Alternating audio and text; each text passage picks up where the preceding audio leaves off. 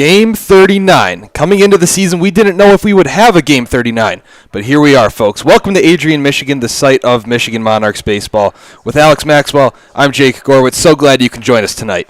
It's not October, but we've got playoff baseball. The Lima Locos come to town to kick off the North Division semifinal of the GLSEL postseason. Talk about two star-studded teams. Home team has the player of the year. Visitors have the pitcher of the year.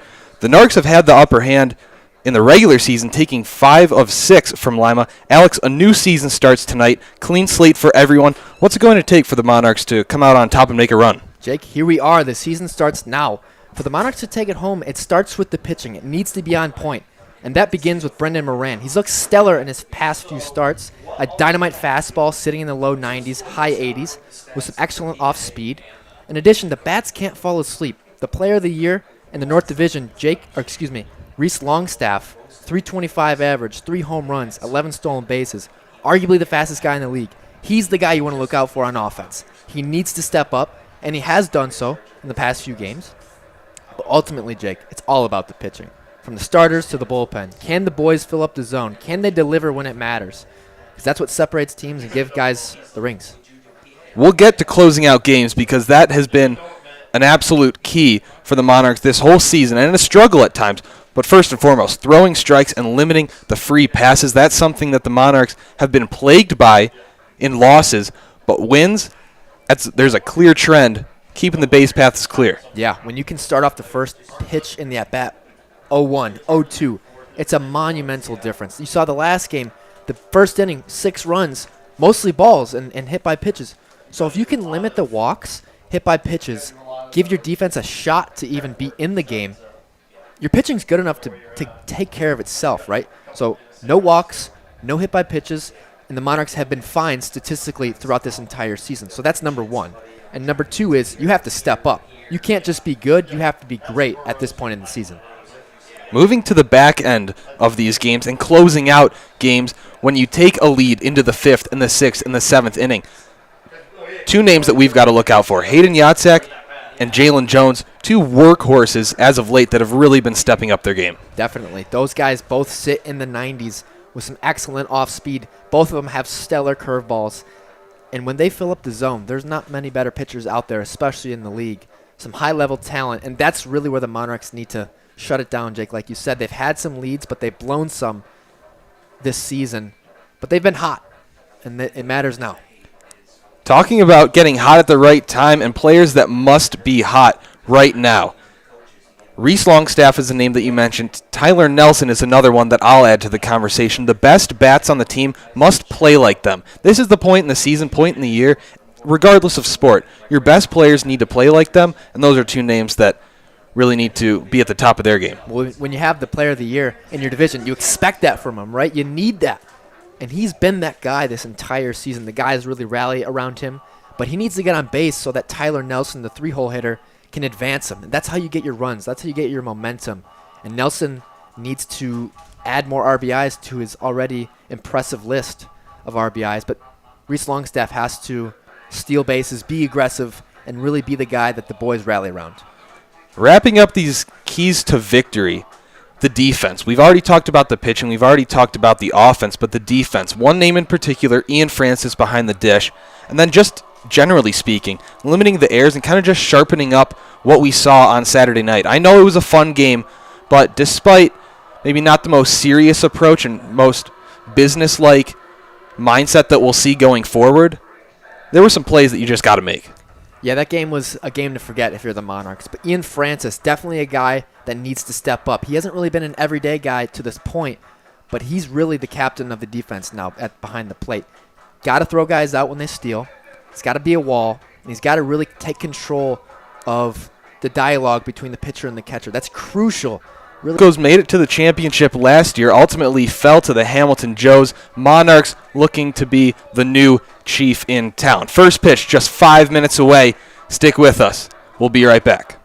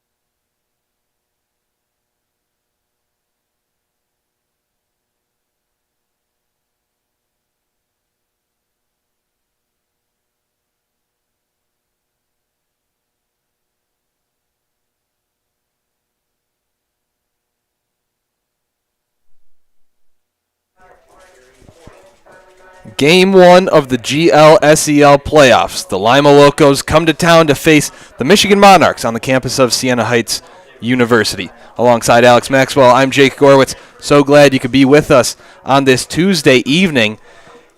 It's sure to be a dandy. Alex, Brendan Moran's the starter for the Michigan Monarchs. This is a big Game 1. He's a tone setter, no doubt. Oh, he absolutely is. When you got a fastball like his, that really sets the tone, emphasizing his mound presence. He's got a good curveball as well, an excellent slider. And the key for Brendan Moran is, can he start off hot on the right foot? Because once he gets in his rhythm, he's hard to stop. But that's a big if, because he throws a lot of walks, and his strikeout to walk ratio isn't as good as you'd like. But hey, when he's on, he's on. Brendan Moran, we always refer to him as a groove guy, Alex, and I would be surprised if it's any different tonight.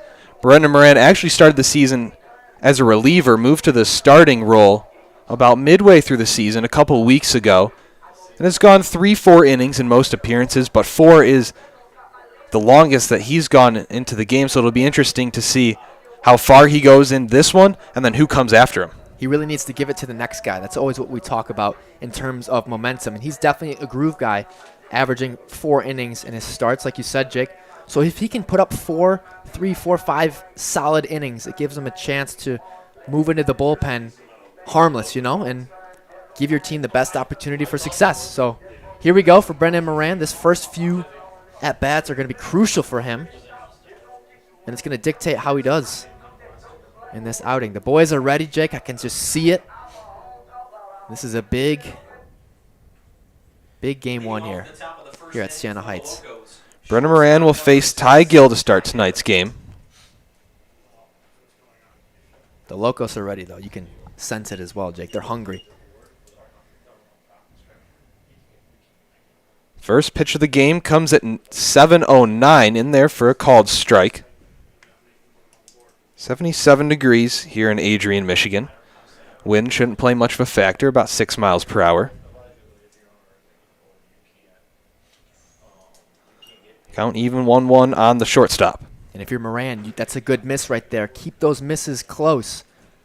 Don't go way over your head or way outside. Keep it close, and it will give you a better chance for success. But a good start early so far from Moran. Swing and a miss makes the count 1-2. And Alex, you said it. Lima's ready too. We're more familiar with this Monarchs team, of course, bringing the action every Monarchs home game. But Lima, this is a team that has been there, done that. The Locos were in the championship last year, fell to the Hamilton Joes, but this is a powerhouse. This is an original organization in this Great Lakes Summer Collegiate League. So they're not afraid of the Monarchs, despite being behind them in the standings. And they needed to get hot at the end of the year, and they did. So they're really rolling into this game with some momentum.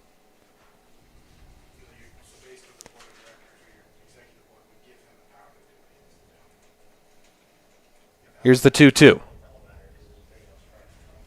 Just misses the zone. Count full. These are good pitches from Moran. Not missing by much. That's what you got to continue to do, like we said. But I like the off speed that he's going with so far, especially with the lefty Ty Gill. Big 3-2. Payoff pitch.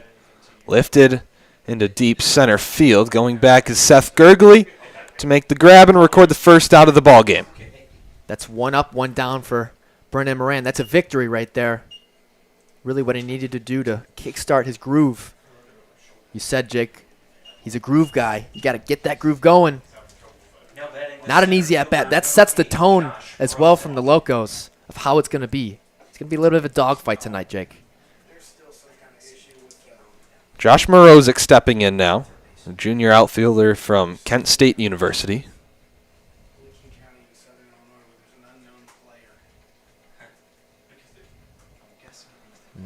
Swing and a miss, maybe a foul tip into the glove of Ian Francis.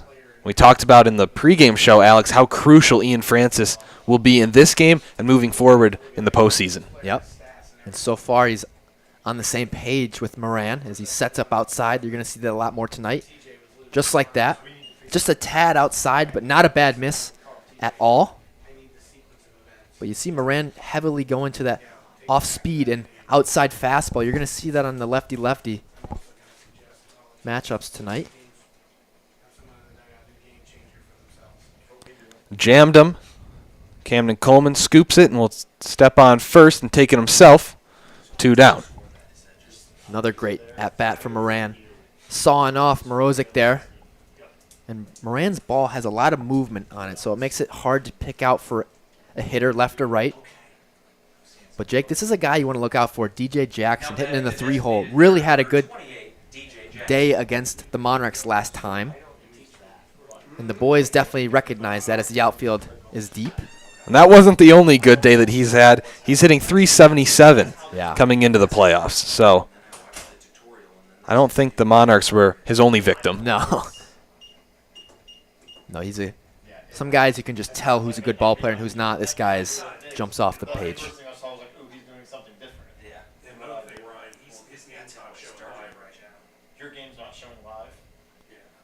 1-0.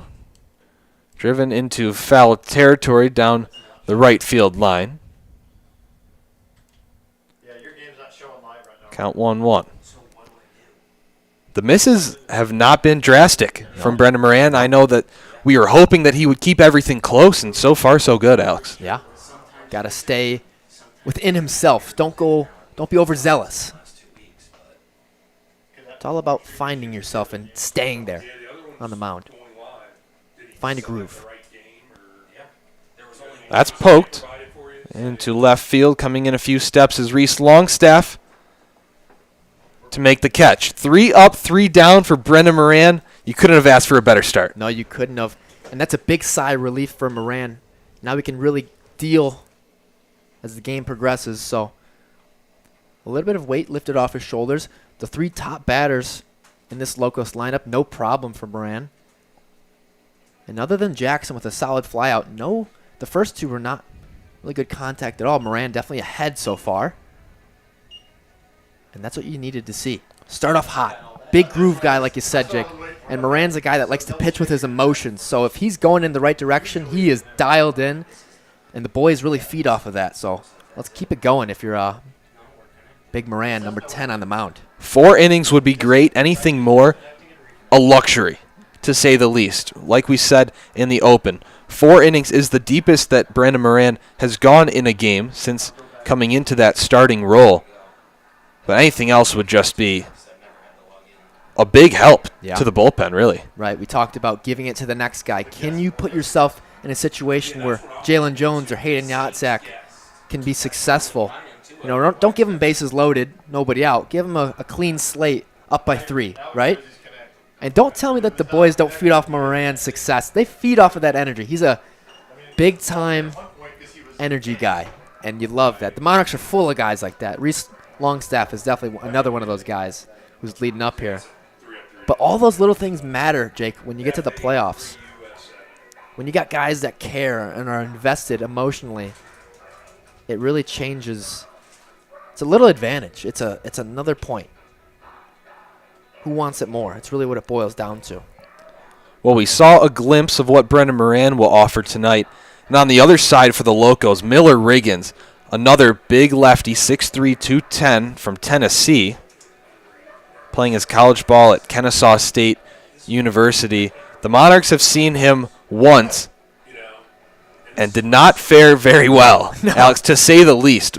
Riggins came into that June 29th game here in Adrian, Michigan. It was a game that the Monarchs actually won 8-3, where Riggins pitched 3 innings, no hits, no runs, 7 strikeouts, 1 walk. He only faced 11 batters. Oh, my gosh. Yeah, there's a reason why he's starting, Jake. He's a filthy lefty coming out of Kennesaw State, a good baseball school.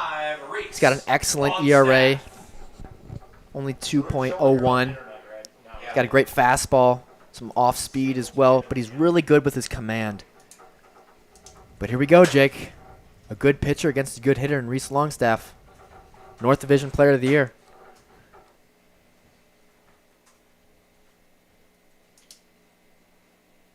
Longstaff ambushes the first pitch, rips it in between the gap on the left side, and the Monarchs have a leadoff single. That sets the tone right there, Jake. He had an approach. Go out there and see the first pitch you like and swing at it. And he does a good job of hitting it hard in every single one of his at-bats. But how about this? Speedster on first. Now batting third baseman, number You got 1, options now, Joe Jake. It's all about Quito. giving yourself opportunities. Joe Quito. Got to advance him here. Doing this at home, but I wrote the first inning on the wrong side. Joe Quito shows bunt. Takes it back, but a called strike. Has a quick word with the home plate umpire, Mark Snyder.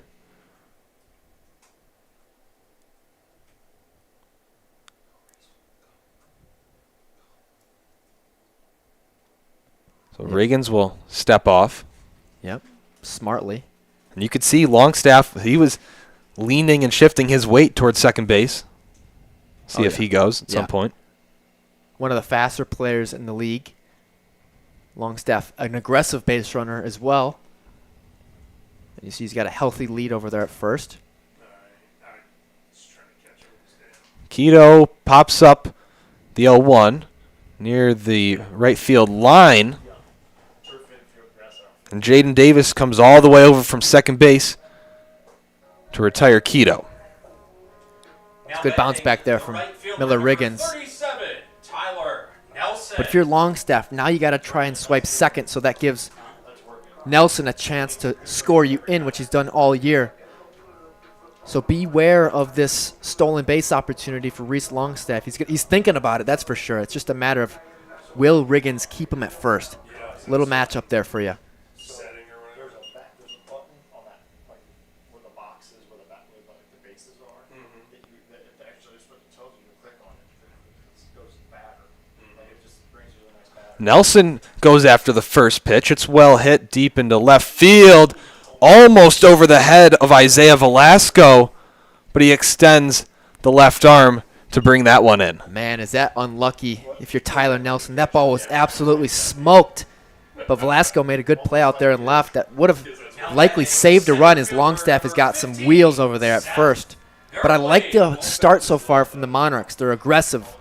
You can see the adrenaline just in their at-bats. Here we go. Another good at-bat here from Seth. Just so you know, Seth Gurgley steps in, batting .290 in the regular season. And a throw over from Miller Riggins, his first one to Reese Longstaff. as far as clicking it here. Oh, so you're clicking it here still? Yeah. I don't know. Two down in the bottom of the first. Brendan Moran I'll pay attention here. took the Locos in order, 1, 2, 3, in the top half of the inning. And see if there's anything we can do about it. I don't know if there is. Gurgley sends it into foul play, just over the Lima dugout. And you got to be happy, Jake, with these at-bats the Monarchs have had in the first part of this inning. Nelson with a good swing. Longstaff with a good swing. Already, the boys are firing. And you need to get that underway. Get the nerves out of the way.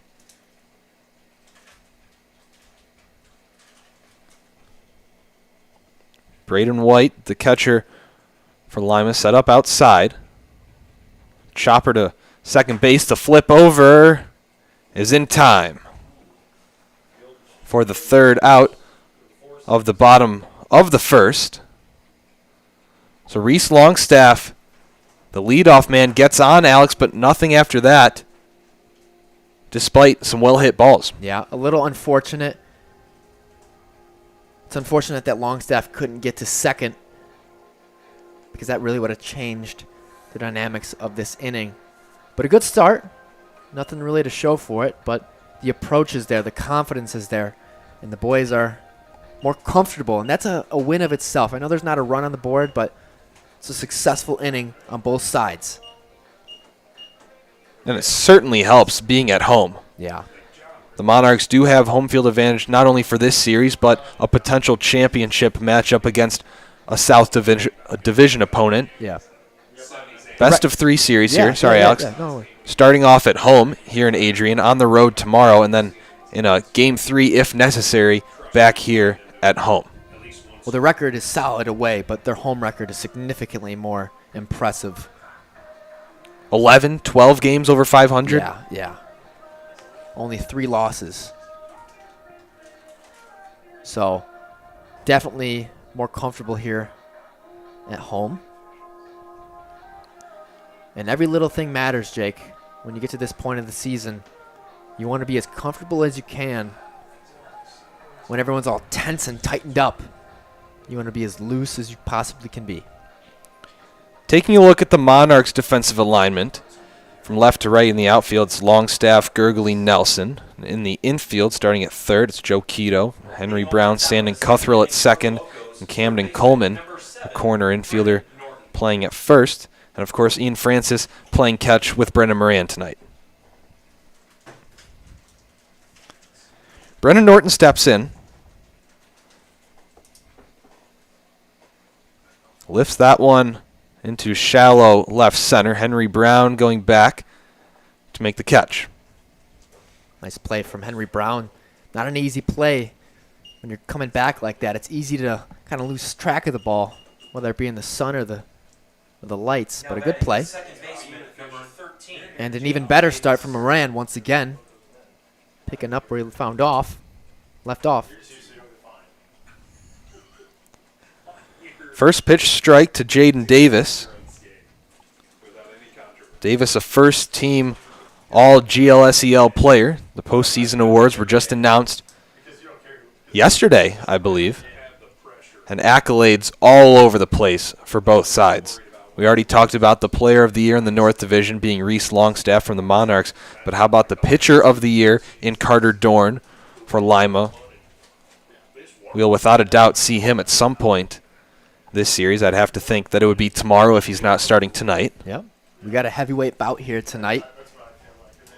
2 of the best of the league going at it. And it really shows with the amount of talent we have, Jake, like you were saying. Count 3-1 on Jaden Davis. He ended the bottom of the first, and that mini threat for the Monarchs made the clean play at second, and the flip over to Ty Gill to retire the side. 3-1 lined over the head of Joe Quito into left field.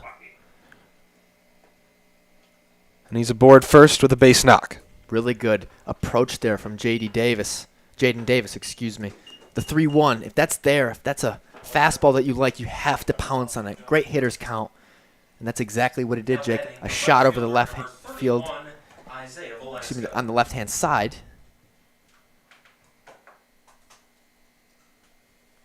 But for Moran, no harm done. Still got 1 out.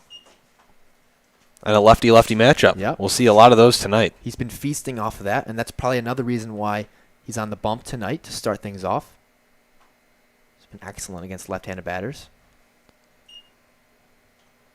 Fastball stays high and in to start Isaiah Velasco's at-bat. Velasco's in left field tonight for Lima. We see him behind the plate quite a bit.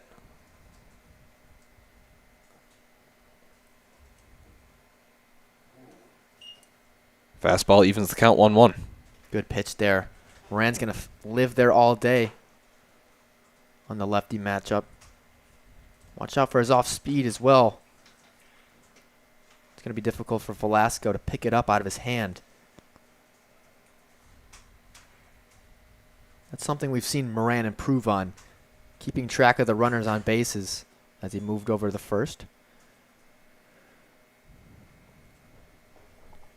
The Locos have some speed. Maybe not like the Monarchs, but definitely some speed.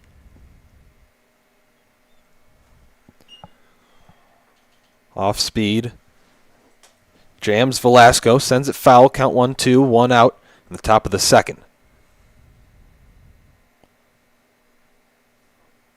One hit per side, Alex, but I would argue that the Monarchs at-bats were much more energized. Yeah, they were. The ball was screaming off the bat.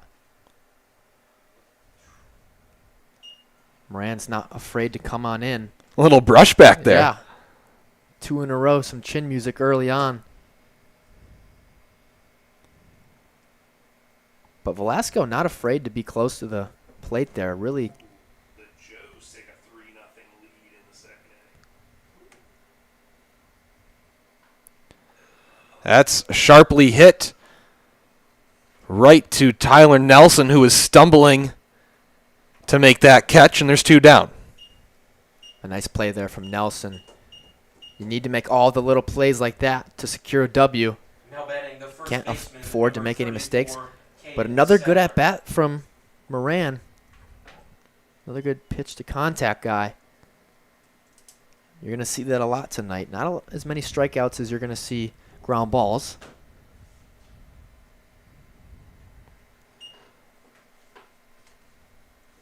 Fastball outside, count 1-0 to Cade Sadler.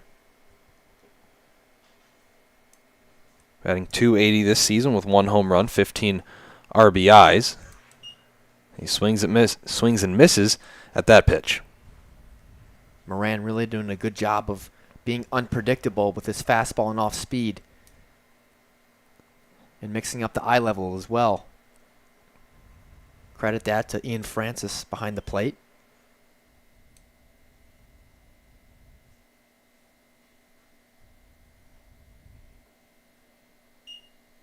Once again, not a terrible miss. No. Bit of a waste pitch there.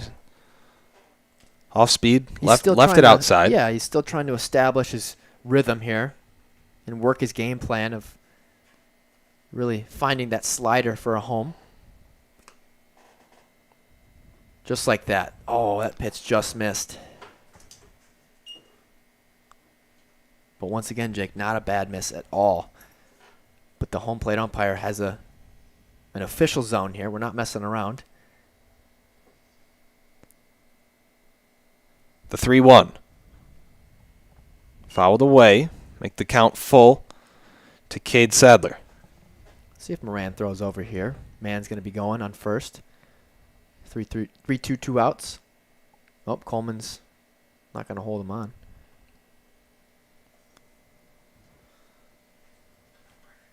Here's the payoff pitch. Just poked. Right to Camden Coleman. He'll step on first, and that's the end of the top of the second.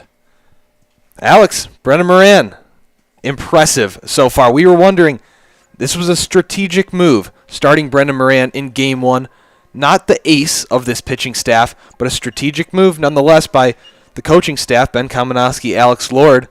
And so far, it's paying off. Well, the second inning was better than the first one, and I'm not sure I thought that would be the case. But, Jake, this is exactly what you wanted, and things are working out perfectly at the moment for Ben Kamenowski and the Monarchs. This is exactly, Jake, what we hoped we would see, and we're seeing it. Moran has had some struggles, but he's gotten over them in his previous few appearances. But credit to Miller Riggins as well. He only had 1 inning, but still throwing up zeros, only 1 hit. And this is a guy that the Monarchs have struggled against, Jake, like we've talked about. So that's why it was so important for Longstaff and Nelson to kind of get the monkey off the back and hit it hard off a guy that has had their number in recent games. And Alex, a potential reason for optimism here if you're a Monarchs fan. Riggins in that lone appearance against the Monarchs only went 3 innings, faced 11 batters. So 2 guys got to see Riggins twice. But usually we see in that second, third, maybe fourth appearance in the, in terms of a starter, that's when the offense starts to pick up. They see the pitches more often and really get a better look. So this could be the day for that. 100%. Once you get more experience and you're more comfortable and familiar, I think that's the word, familiar. When you can see the tendencies of Miller Riggs and pick out what pitches he's going to throw, sit on it and wait for it, and when you see it, take it for a ride. So excellent little tidbit there, Jake.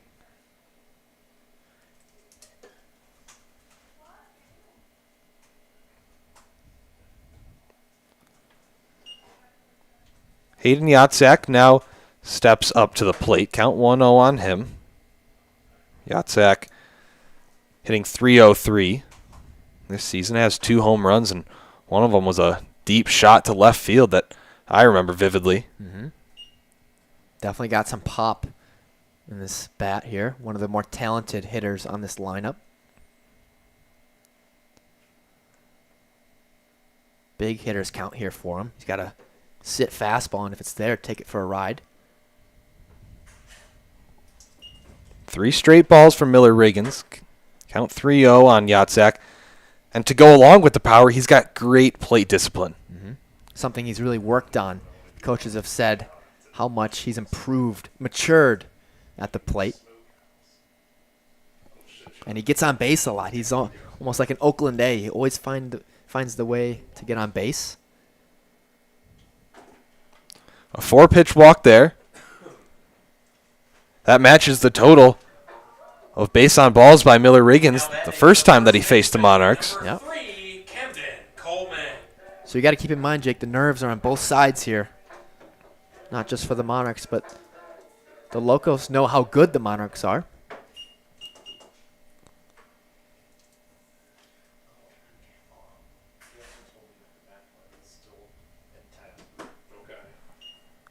First pitch ball to Camden Coleman, batting in the 6th hole tonight. Henry Brown on deck, Sandon Cuthrell in the hole. We've really seen Camden Coleman all over the field defensively as of late. 3rd, 2nd, 1st. Even saw him in left field for some reps a few games ago. Well, it shows you how valuable he is. You need him in the lineup wherever he is.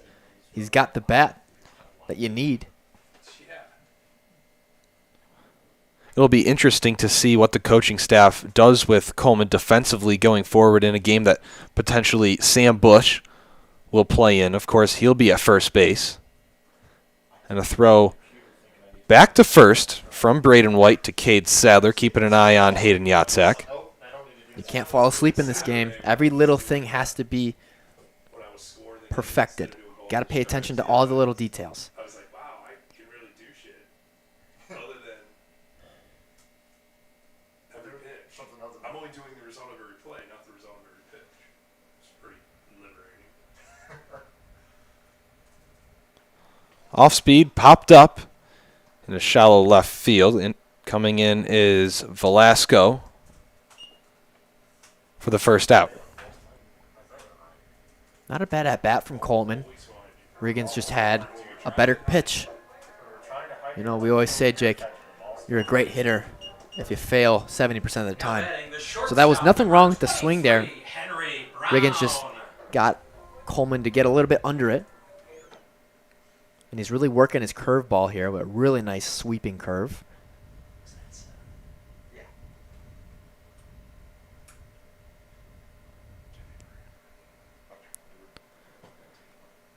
Henry Brown fouls off the first offering from Miller Riggins. Hayden Yatzak still on first. Drew a 4-pitch walk. And that was as far as Reese Longstaff got in the first inning. Probably when we cross state lines and go, oh, Yeah, that's true. I would be crossing 2 state lines if I wasn't staying somewhere So else. you're in Lima, though. Make the count 0-2 on Brown. Brown, a guy you don't want to fall asleep with, too. I mean, he's 7th in the lineup. He's got tied for most home runs on this roster. So a lot of pop in this part of the order.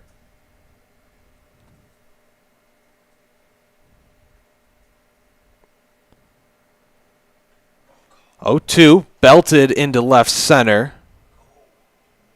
Doesn't look like it'll find the alley. And the catch is made. Another good piece, though, from the Monarchs. But Riggins is staying alive here with only 1 hit still.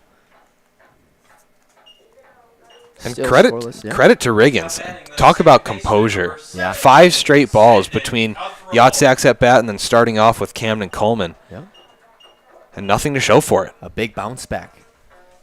And same thing in the first inning. It was a well-hit ball by Tyler Nelson.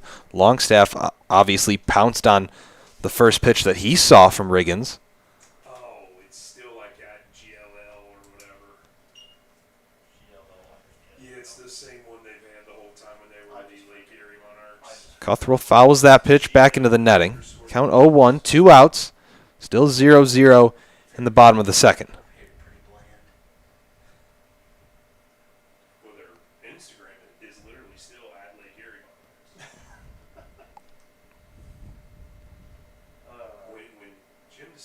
That's okay. The one thing. We're seeing Braden White be super aggressive behind the plate. Yep. That time a pump fake. He already threw it down to first, keeping tabs on Hayden Yatzak. Well, he needs to be. This is the part of the season where you can't fall asleep because a good guy like Braden White will catch you.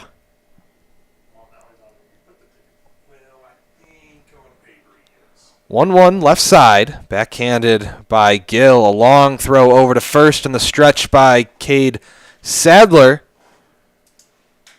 sends Sand and Cuthrell back to the dugout. 0-0, still the score. We're getting a good old-fashioned new versus old in this matchup here, Alex. The new Michigan Monarchs on the rise, and the powerhouse organization in the Lima Locos going at it so far. Yeah.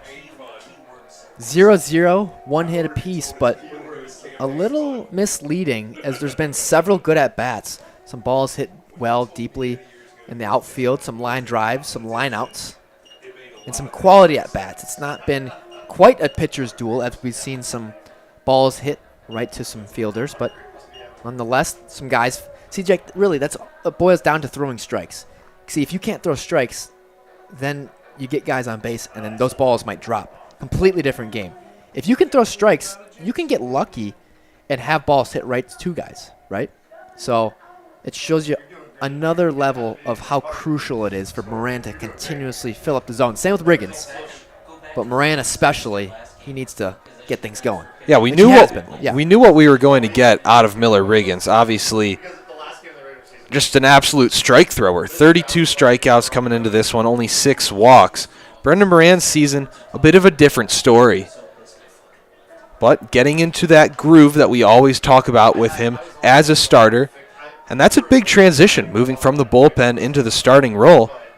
So it's not a huge shock to see the adjustment take a few games. Yeah, absolutely. And he's done a fantastic job. I know we might be a little bit critical of some of his stats, but he's been phenomenal in the last few starts he's had. And it's a big respect to him for getting the game 1 start in the playoffs.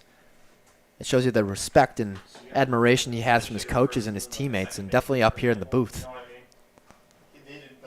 A lot of confidence from Coach Kamenowski and Lord, putting their faith in Brendan Moran. Popped up near foul territory. Ian Francis going over to the netting, but it's out of play. Count 0-1 to Braden White, excuse me. Jake, as long as Moran can stay ahead in the count, it makes things way easier. It gives him the ability to throw us off speed and have some more breathing room when he's 0-1, 0-2, 1-2. It's a completely different ball game when you're ahead in the count as a pitcher. White lays down a bunt. Brendan Moran with a dart over to first. Camden Coleman goes down to his knees to make the grab. 1 down. Nice play from number 10, Brendan Moran. You can just see, Jake, he's locked in. He's not phased at anything, especially that bunt that was scored right back to him. Good stuff from Brendan Moran. He's locked in. The awareness to make the off-balance throw. Believe me, that's not easy. No. When you get the adrenaline to come off the mound like that. Not one bit. And Coleman, a fantastic first baseman, helping him out. Another bunt. That one down the third baseline goes foul. Count 0-1 to Clay Jacobs. But Alex, any specific reasoning regarding the back-to-back bunts? Something that the Locos are seeing in the defense? Well, maybe that's because Keto is a little bit off the line. He's a little shifted to the right, but nonetheless, a little strange in the playoffs. There it is again. But yeah, it's because Keto is a little bit off the line.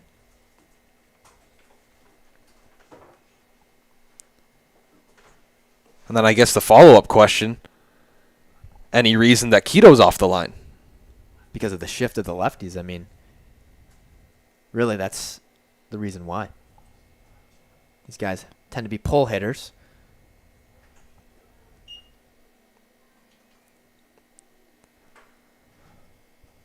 Count moves to 1-2 on Clay Jacobs.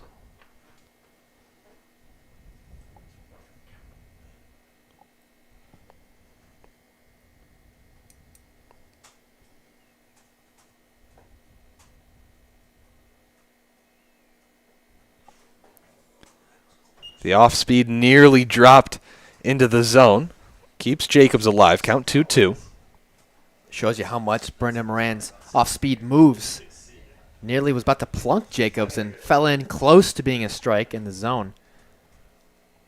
So he can really spin it. Does so right there. Rung him up.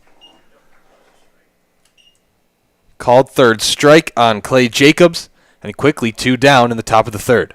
That's what Moran and Francis were working on, painting the outside corner, setting up there. And credit to Moran for hitting his spots. He throws hard enough where any pitch that's perfectly located is going to be tough to manage.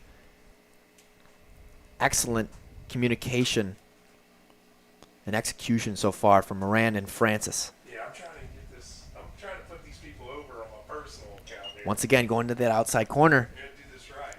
And like we said, Jake, his misses aren't by much. He's doing a great job of staying consistent. The game plan is working. So that's why no one was there. Count 2-0 on Ty Gill. Back to the top of the lineup for the Locos. We thought we might see Ty Gill's college teammate at Purdue University, Carter Dorn, pitcher of the year, pitching prospect of the year in the North Division. But we'll probably see him tomorrow night. Back on Lima's turf. Man, that 2-0 curveball slider coming in for a strike. All a hitter can do is just sit there and let it walk. Just watch it.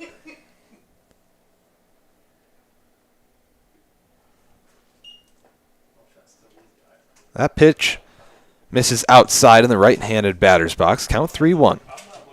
2 outs, top of the third. Brendan Moran has been flawless so far for the Michigan Monarchs. A big hack there by Ty Gill. Wanted all of that one. Sent it foul, though. Full count. Another big at-bat here from Moran. This one big for his morale and his confidence.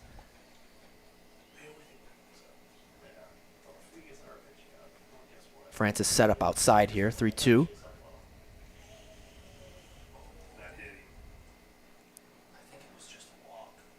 3-2. Walks Ty Gill.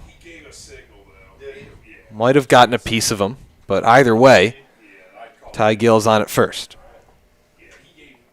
Jake, I was literally just thinking, we haven't seen a batter on balls yet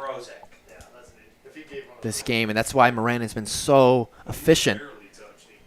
But still, 2 outs, you got some cushion. Your defense has been lights out.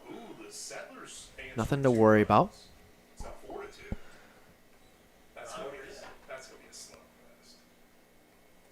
A throw over there from Brendan Moran, and I actually like that move over from a guy like Moran that is so emotional and puts so much thought into each pitch. A throw over to first just slows him down a little bit. Yeah, reset, restart. And don't forget about the runners, because Locos have some speed over there.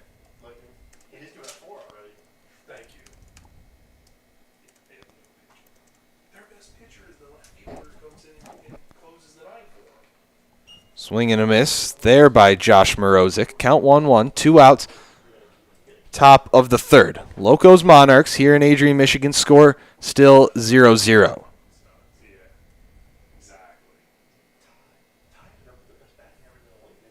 I think so, because that kid from Xenia, he left after the All-Star game with the Couple fastballs inside to Ty Gill and Josh Morozic. Back-to-back at-bats.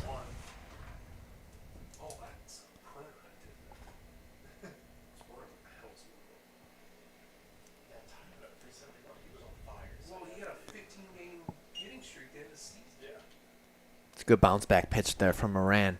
The past few were balls, and it's good to find the zone once again. Sawing off Morozic. He's a tough guy to just get comfortable with, Moran, in the box. He's unpredictable. He's awkward, and I mean that in a good way. Runner on the move. Fouled away by Morozic, and Gill will return to first. Good slide step there from Moran, giving Francis a chance to throw out Gill there. as he took second base.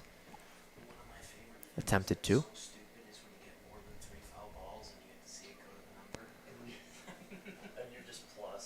A big deep breath by Moran in the pitch.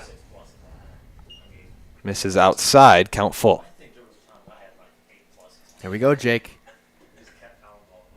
Biggest at-bat of the game so far. And you can sense that everyone feels the same way. Kyra, she liked it too. She put it on their wall.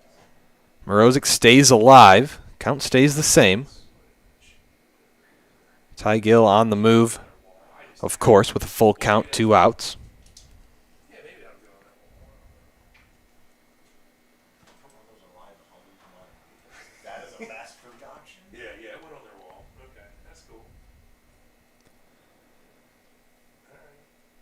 The payoff pitch. Walked him. That pitch looked pretty good, Jake. A beautiful off speed. Just a tad low for the home plate umpire's liking. Not a bad miss at all if you're Brendan Moran.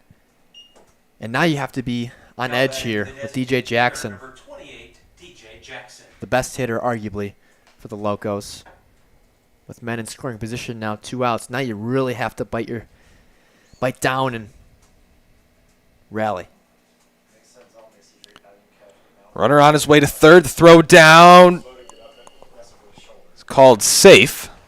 And now men on the corners for the Locos. A bang-bang play there.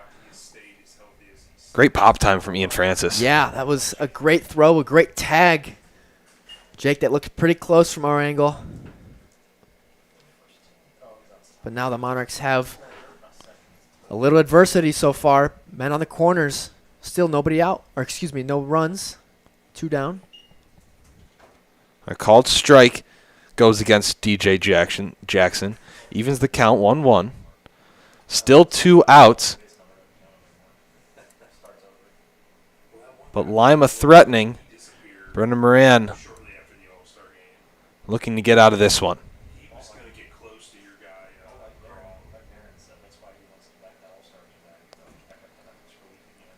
Low and inside makes the count 2-1.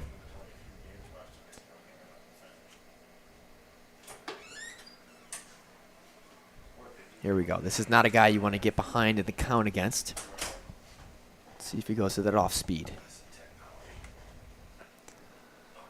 That's hit into right field. Coming over to his right is Tyler Nelson. Brendan Moran gets out of the jam. Big bounce back and another sigh relief for the Monarchs. A few tough, close calls that didn't go their way, but hey, what do you do in those situations? You don't worry about it. You bounce back, you fight through it, and you get onto the offensive side of things. Still 0-0 as we head to the bottom of the third.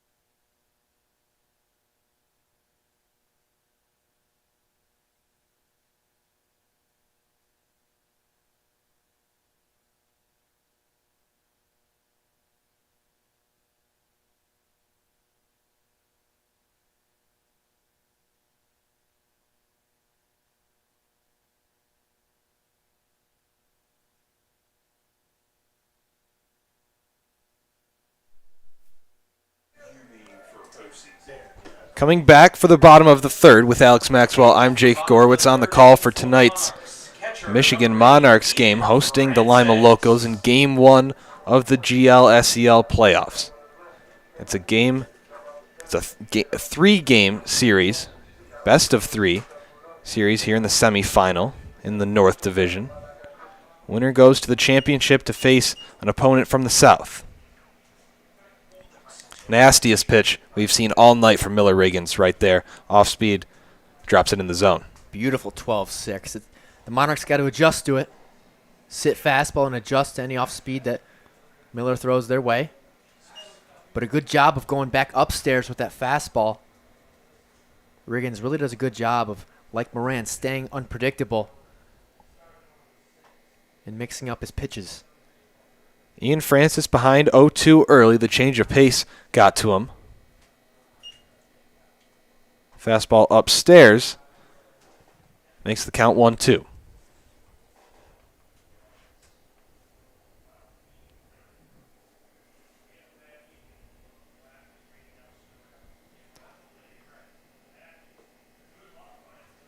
Ian Francis upset with himself. Riggins' first strikeout of the night. Yeah, Riggins had Francis Now batting the left fielder, fooled a little bit there. 5, Reese Longstaff. But he'll get another opportunity. The first at bat, Riggins did a good job there of not really giving Francis anything to be comfortable with. Starting off with that off speed and then going upstairs with the fastballs. Back to the top for the Monarchs with Reese Longstaff. He jumped on the first pitch in his first plate appearance. Took Miller Riggins to the left side for a single. The 0-1 just outside. Braden White did a pretty good job of trying to frame that one. Mark Snyder wouldn't buy it.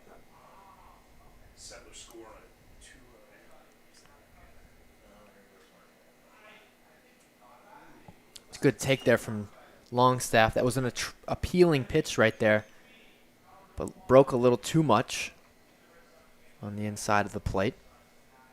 And Reese, an aggressive hitter, in a hitter's count here with the 2-1. Let's see if he pulls the trigger. He does, but rips it foul into the parking lot over to our right.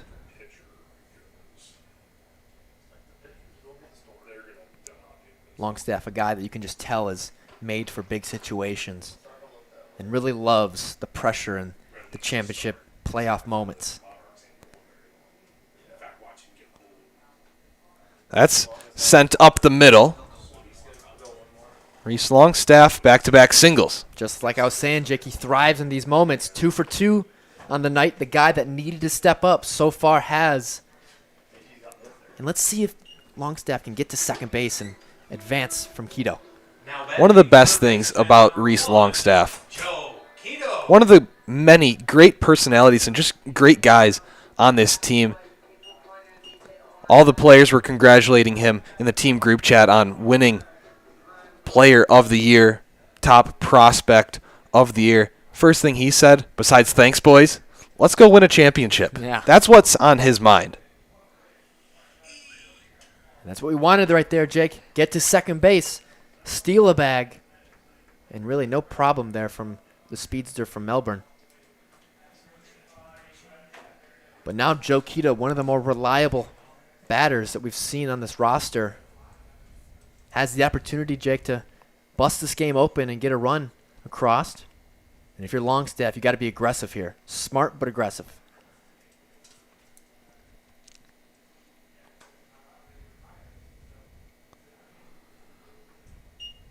Keto takes the off speed for a strike.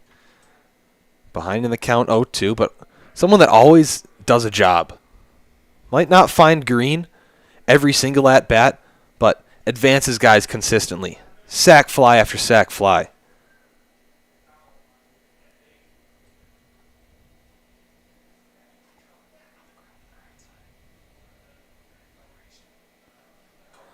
To the right side, that'll advance Reese Longstaff, and the speedy Keto is safe. A head-first dive beats Cade Sadler, who was taking his time over there. You got to love the hustle and the grit so far from the Monarchs. Joe Keto showing that off, and you can just sense it. The Monarchs want it right now. They want it, and they're showing it. They're not just talking about it. The boys are laying it out there.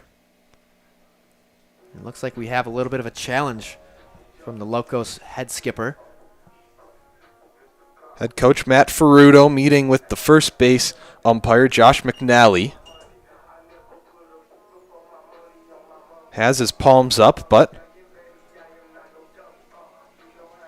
the challenge is not successful, and some extra words exchanged from McNally, perhaps telling Ferruto to get back to his dugout. And some fire early in this one, Alex. Yeah. We knew this was going to be like this, Jake. Just from talking to the players and the coaches, just being in this environment, they had one goal in mind, and that's win.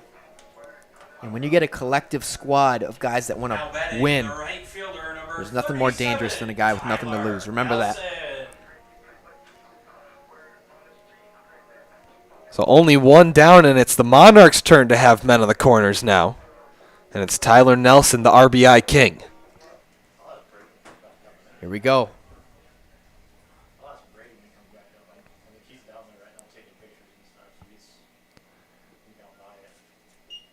Ball low. Starts Nelson's at-bat.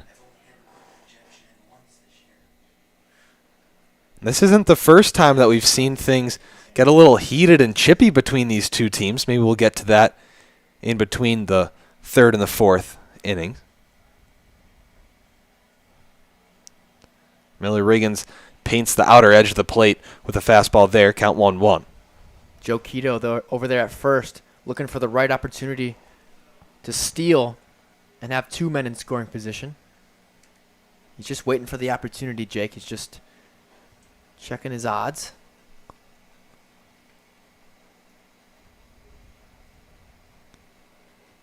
Nelson flies it into right field.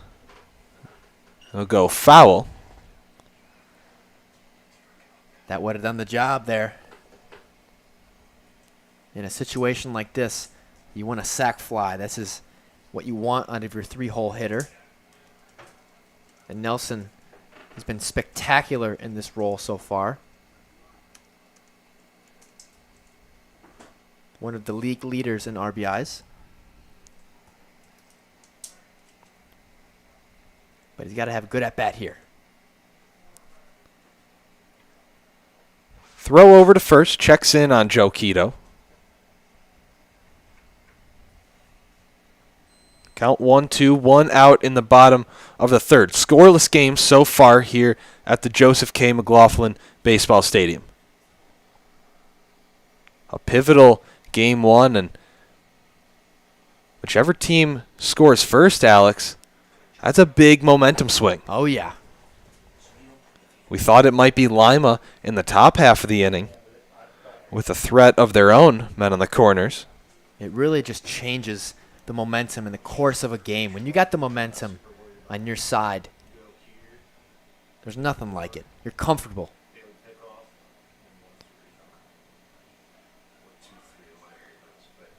Throw back to first.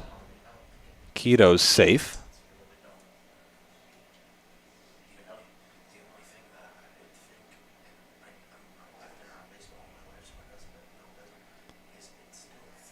So Longstaff on third, Quito on first. Longstaff recorded his second single of the game earlier in this inning. Quito with an infield single himself.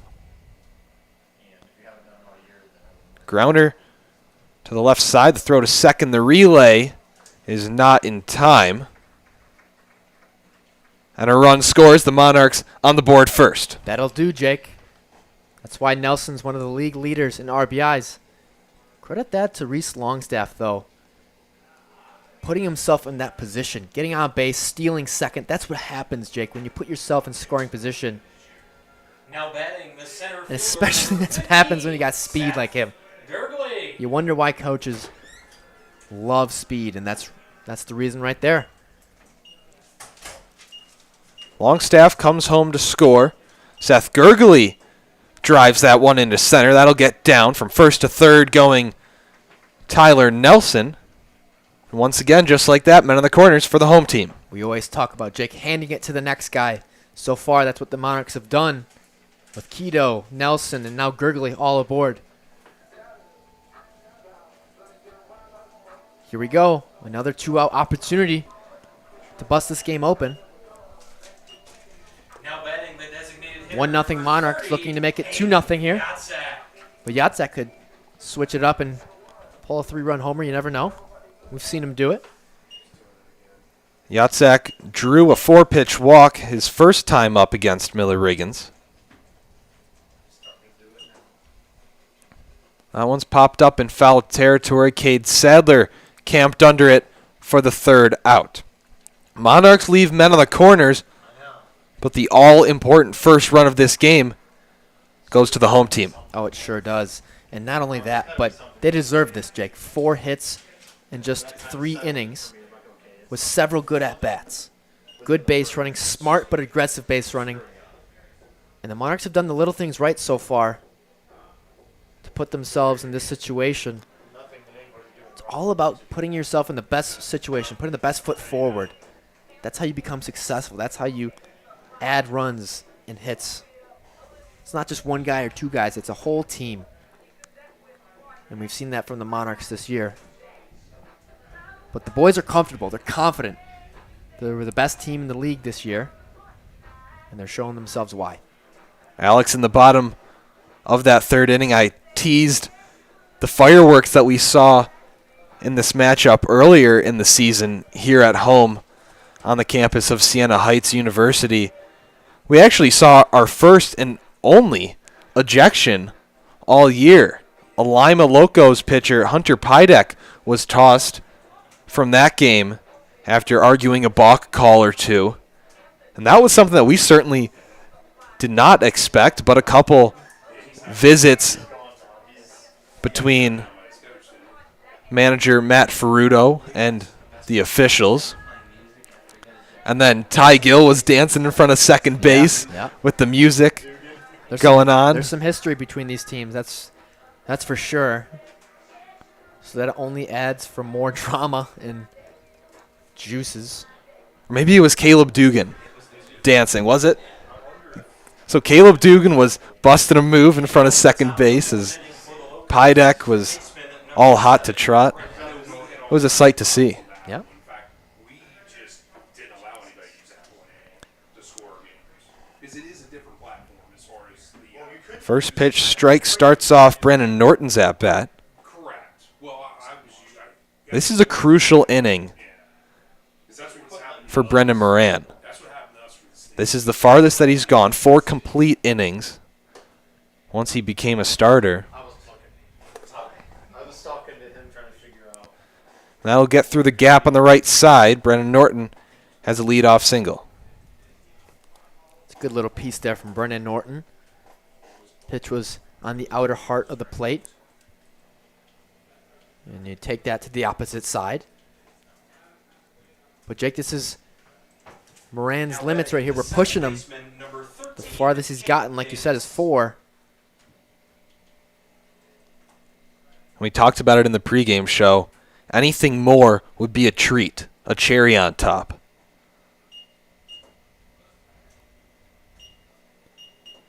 Fastball away, count 1-0 to Jaden Davis. Jaden Davis, a rising freshman, going into college at Samford University. We've seen a few players that just finished up their high school careers, and impressive to say the least. One of them for the Monarchs, Jake Dresselhaus, coming from St. Mary's in Orchard Lake. Best high school team in the nation. Yeah. But the Locos definitely coming from all over, especially in the South. Monarchs more Midwest, excluding Reese Longstaff being from Australia. But you can't fall asleep here if you're Moran. Still nobody out.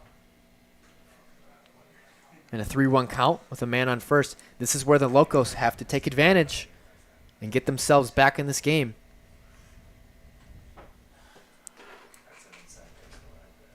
But if you're Moran, you got to make the Locos earn it. You can't just give them free bases, which he's done a great job of tonight, limiting those. They have to earn everything that they want. Only the one free pass to Josh Morozic in the top of the third. He hit Ty Gill, so I guess that's also a bit of a freebie. Brendan Moran missing a few pitches outside there, Alex. Really the first time tonight we've seen him miss his spots. Yep. But a good little mound visit here from the pitching coach, Alex Lord. Nothing really to take him out or anything, just to calm him down, try to slow things down, get his rhythm back, because he's had it up until this point. And really, we talked to Alex, Jake, both of us, and he says half the battle of just going out there on the mound is just to slow the game down and just stall and just slow everything down, get your rhythm back, and just get back in the game. And Moran, definitely a groove guy, like you said, Jake. He has his groove. He just has to get back to it. Still scoreless. The Locos are. Monarchs lead 1-0. 4 hits to 2 hits. The Monarchs have the advantage.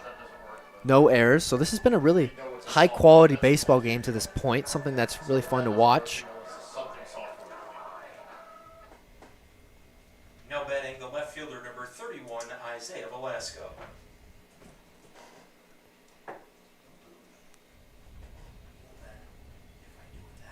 Two runners on in the top of the fourth. Still no outs for the Locos. Looking to answer the call of the Monarchs.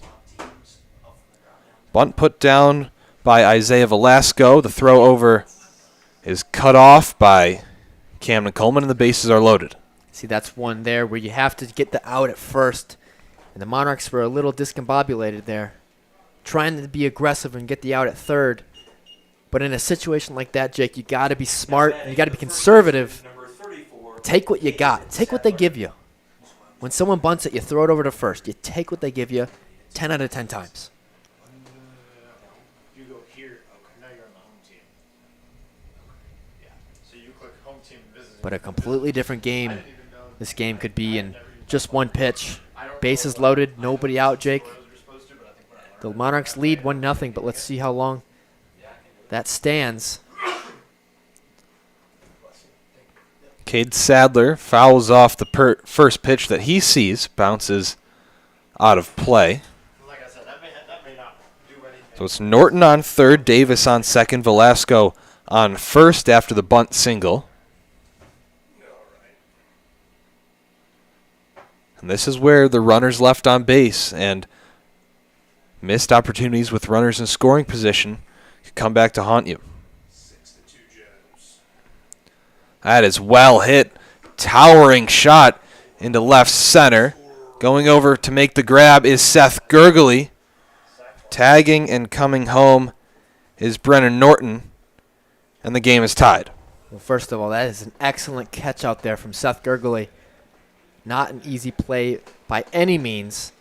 A long run, but an excellent job from Cade Sadler getting the RBI sac fly in, Catcher number 25. tying up the game at 1 apiece. And still the Locos are threatening here with men on the corners, only 1 down. We're really starting to see this game open up. Miller Riggins and Brendan Moran had control of this game in the early going. But Jake, this is high quality baseball, and that's why it's so fun to watch, even when the score is only 1-1. That's when that happened. Yeah, because I just literally went to the race. When Velasco. Popped up in foul territory, racing over his standing Cutthroat. He lays out and makes the grab. Oh my gosh, what a grab from Cutthroat. And a good throw as well, but just not in time for Jaden Davis as he scores, and now the Locos lead 2-1. You wonder if it would have been even. That's an error on the right field again. Wow, I don't even. Wow. I didn't even see the play because it's in my blind spot. There's some discussion over there in right field. They're waiting for Cutthroat. But my goodness, that was an excellent effort there from Cutthroat. A top 10 play For sure. Now batting the right fielder, number 12, Clay Jacobs. So how's that play? One of the more obscure sack flies that you'll see. It's a sack fly. I have it as a sack fly in air. What a play, though, Jake. Great hustle. RBI, yes. Cutthroat gave it his best. Because he's second. That's how I score. That's how I would score it. I guess it's upstairs. That's what I would do. So 2-1, Locos take the lead. The Monarchs open the scoring in the bottom half of the third, and storming back are the visitors right away. Sack fly to 9. Grounder to Henry Brown, backhand play, sets his feet and fires a dart over to first to end the threat. Lima tacks on 2 and takes the lead against the Monarchs, but that inning really had a little bit of everything. Jake, we knew this game would be a dogfight, and we're getting it so far. The Locos not backing down, hitting the ball well, but the Monarchs showing up defensively with that excellent play. One of the best plays we've seen all season, to say the least, from Sandon Cutthroat at second, diving into the right field, outfield, and getting that second out. We're seeing a main event here for a reason. Things are getting intense. Things are getting heated. 2-1, the Locos lead, like you said. But I have a feeling that this lead will flip-flop as we go forth. And even going back in at bat before the second sack fly, that shot from Cade Sadler, how about the range from Seth Gurgley? Yeah. I thought that one might get down. That was perfectly placed in the left center alley. I thought it had a chance to go out of here, I did too. but Seth Gurgley covering some serious ground. Yeah. In center field, that's where he was placed. He ran all the way to the near 380 sign in left center, around that area. And a pretty good outfielder probably wouldn't get there. So that shows you how special Gurgley is over there in center field. And we've seen some excellent effort so far from the Monarchs. Joe Quito laying out, Sandon Cutthroat laying out, and Seth Gurgley getting that ball in left center. So the guys are giving it their all at the moment, and you love to see it. You can tell this is playoff baseball. Yeah. For the Monarchs, first baseman, number 3, Camden Coleman. So we've seen our first flip-flop on the scoreboard. Lima takes the lead. Scores 2-1 going to the bottom of the fourth. So glad you can join us on this Tuesday evening alongside Alex Maxwell. I'm Jake Gorwitz. Game 1 of a best-of-3 set between the Lima Locos and the Michigan Monarchs. Cecily wants to know if I'm coming to the game tomorrow. Count 1-1 on Camden Coleman. What should I tell her? Flew out to left in his first at-bat. Maybe I got us both the room.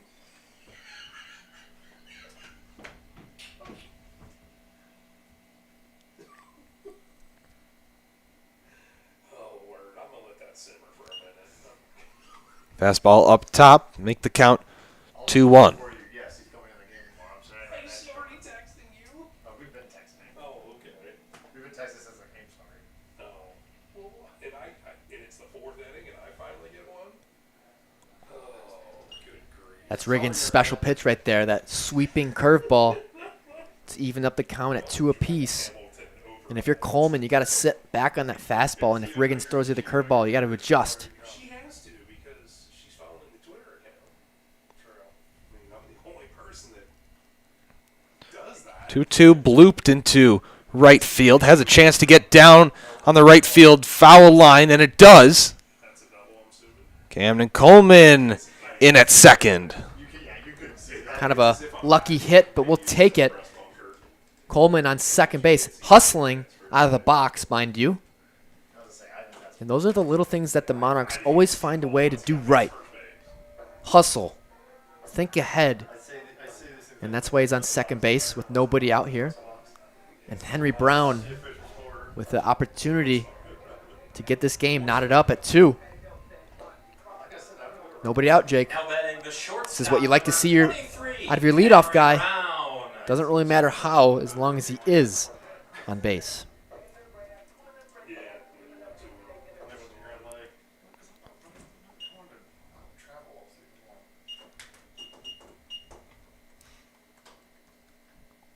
Henry Brown goes after the first pitch. Another blooper. Battling the sun is Clay Jacobs.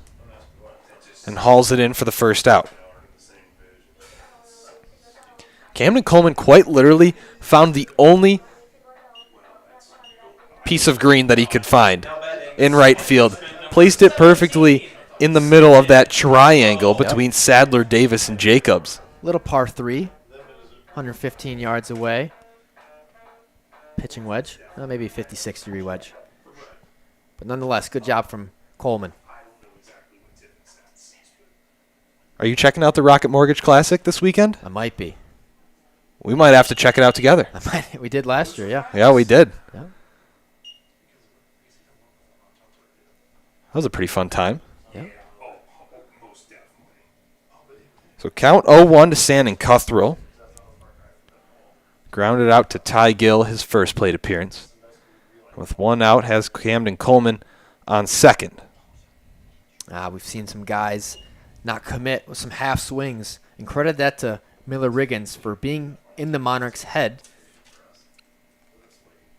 not giving them anything to get comfortable with. When you see a batter look like that, you always got to give credit to the pitcher because he's fooling with the mindset or the approach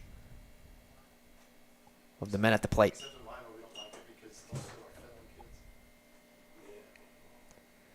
The 0-2 delivery. Cuthrell gets a piece of it. An athletic move over there at the third base from Ben Kamenowski. We're not sure if our folks at home saw that. Just out of the view. Just out of the view. We're not letting you guys miss a thing. Finley is, well, that, but like, is Anthony Kyle going to go here or is he going to go to Tiffin? You know, is the kid like that? So count stays the same. Well, his dad isn't a beer barrel fan. He wouldn't be in line from what I'm understanding. He'd be a Grand Lake. Off speed. Called third strike. That's good stuff there from Miller Riggins. Really fooling Cuthbert with that beautiful sweeping curveball, Jake, we've seen all night. And Cuthbert didn't complain. He didn't argue. He knew he got fooled. The catcher, number 8, Ian Francis. And Braden White and Riggins are just on the same page right now. Pitch selection is so crucial as well. Not only pitch location, but selection. And Riggins really dealing so far.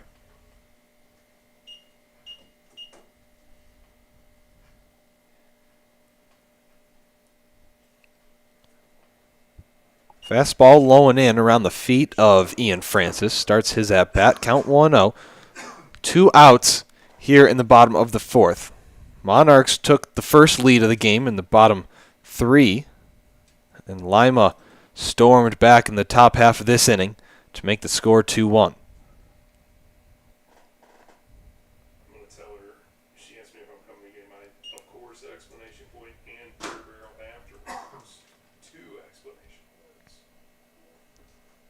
Both Ian Francis, who's up to bat right now, of course, and Braden White having some solid games behind the plate so far. Absolutely.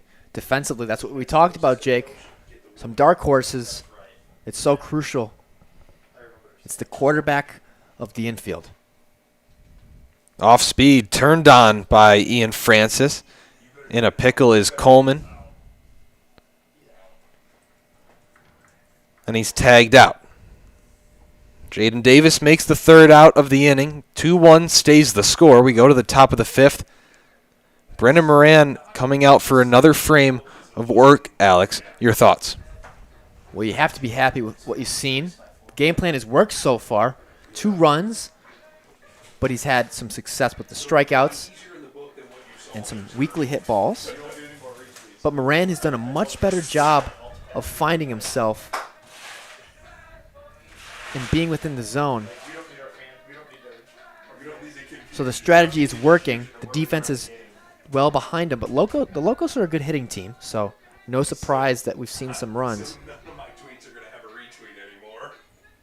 But definitely happy with the success that Moran has had on the mound so far. What's funny is a lot of tweets, a lot of people they go back to see if their person was a part. Right. In real time, they don't. Looks like the coaches from both teams are having some conversations with the umpires. Peter Riley for the Monarchs. That guy, that first base umpire, he's a prick. Is that like now? Whoever it is. So he would, when you got both teams pissed at you, it's kind of a you thing. So Brendan Moran still in the game. We're now in the territory of this is the farthest he's gone in an appearance. Looking for a bounce back inning here. Got roughed up for a few runs in the top of the fourth. But like we said, this is prime time for Brendan Moran.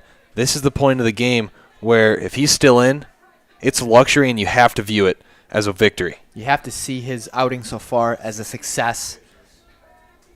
He's never really been in this situation going farther than 4 innings, especially starting in a high-pressure situation. So the game plan has worked out so far.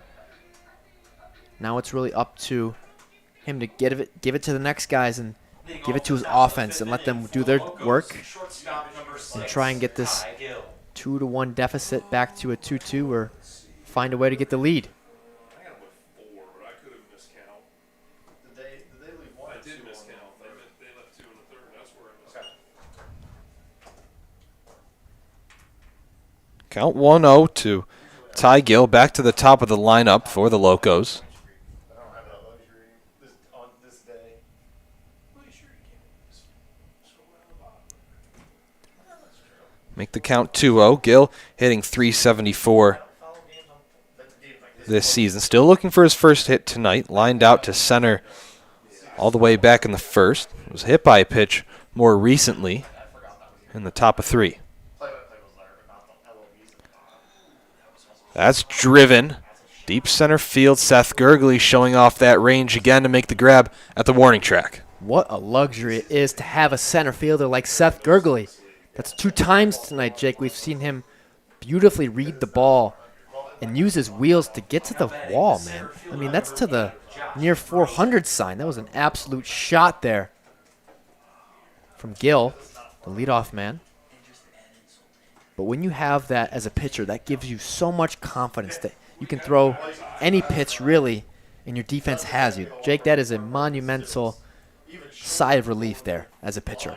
Because that's where the bullpen is. That's where the bullpen's Off speed finds the zone right and left field. to Josh Morozic. Drew a walk his last time up. A really low fence there where the bullpens are. But then you do have the batter's eye over in center. Good grief. Here she's. Oh, yeah. I texted Bill. And I said I'm gone. Oh, That's his bread and butter right there, Jake.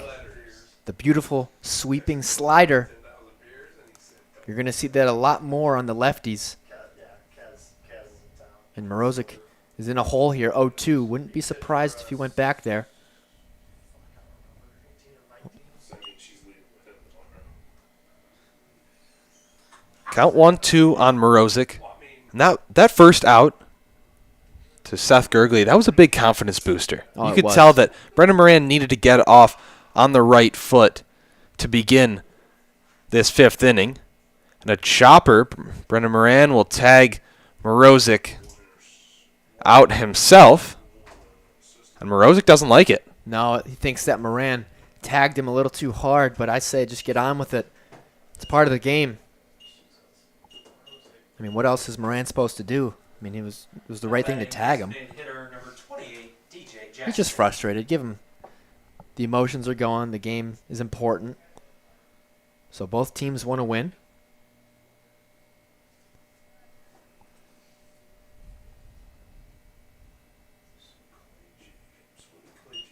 So quickly, 2 outs in the top of the 5th. Brendan Moran getting back in his rhythm after a shaky top of the 4th. Got into a bit of trouble, giving off a leadoff hit, then a bunt for a hit, mix a walk in there. Credit to Lima for working well with runners on base. And you see how crucial it is, Jake, when you start off the inning with an out versus a base hit. The last inning, there was a base hit, 2 runs. This inning, a fly out. And now you got 2 outs, nobody on.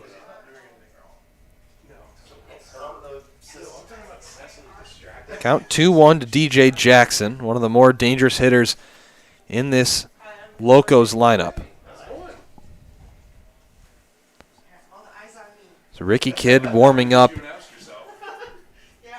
for the Monarchs in the bullpen. Not sure when we'll see him enter the game. Likely next inning. That would be a good guess, but Moran's been cruising. Stick with the hot hand.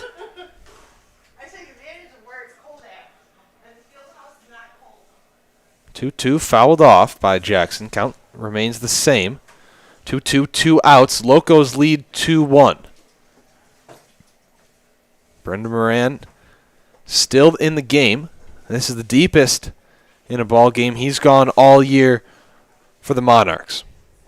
You have to love what we've seen out of Moran so far. He's done everything and more.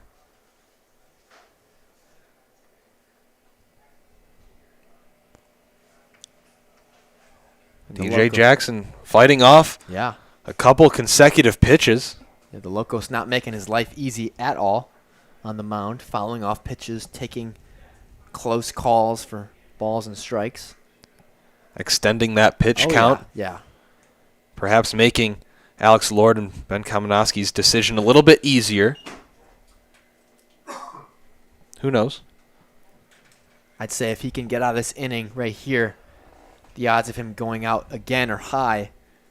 But if he can't, if he walks him here or base hit, I'd say Ricky Kidd would be likely to head on over. But we'll see. 3-2 walked him. And you see Ben Kamenowski's heading out to the mound. And it does look like, Jake, that prediction was the truth. Ricky Kidd's going to potentially come out. And yes, he is. He was on his way out of the bullpen, running over, and then he stopped for a second. Maybe he was unsure. Yeah. He's making his way through the sun in right field, and a round of applause from everybody in attendance for Brendan Moran. And I'd say a smart move there by Coach Kamenowski to not push your luck. Yeah, I think that was the right move. If you walk him, maybe it's time to switch things up. But nonetheless, Jake, a standing O. He deserves it. The right game plan, as it did work out. I mean, 2-1 still, but 2 runs from your starter early in the game is fine. And Moran did his job. He did fantastic. Only 3 hits and 4 2/3. Really impressive stuff so far. This outing from Moran. So credit to him. Credit to Alex Lord and Ben Kamenowski for sticking with Moran with that start. And before we get to Ricky Kidd, who enters the game now, just to tie a bow on Moran's outing. He was in the transfer portal, looking for a new home, found it in Nichols State down south. He'll be a left-hand, obviously a lefty senior in the fall. 3 years of eligibility left. Wow. For a school like Nichols State, that's got to have some value. Oh An my experienced guy going over from Wheeling Jesuit University, a veteran that you can add to your pitching staff from the portal, a guy that throws 4 different pitches, tops out low 90s with his fastball, and we saw the movement on display tonight. There's a lot to like from Brendan Moran. Plays with a lot of emotion, a lot of passion. He's a smart pitcher as well. And his outing tonight was fantastic from the Monarchs. Let's talk about Ricky Kidd, the man on the mound right now. It's excellent. 3.8 ERA. Third baseman, number 7, Brennan. 29 strikeouts, Jake. You got to talk about. And only 9 walks. So he's been fantastic. 29 strikeouts in 23 innings pitched. Some pretty good numbers here from a very solid, reliable arm in the bullpen. And you're going to see him go to his curveball like he just did there. That is his best pitch. A beautiful 12-6 curveball. Well, Ricky Kidd Inherits a runner on first. That's DJ Jackson. Blows it by Brennan Norton, and a throw down from Ian Francis came this close to getting DJ Jackson sleeping. Yeah, DJ Jackson got caught, but lucky enough, he was safe.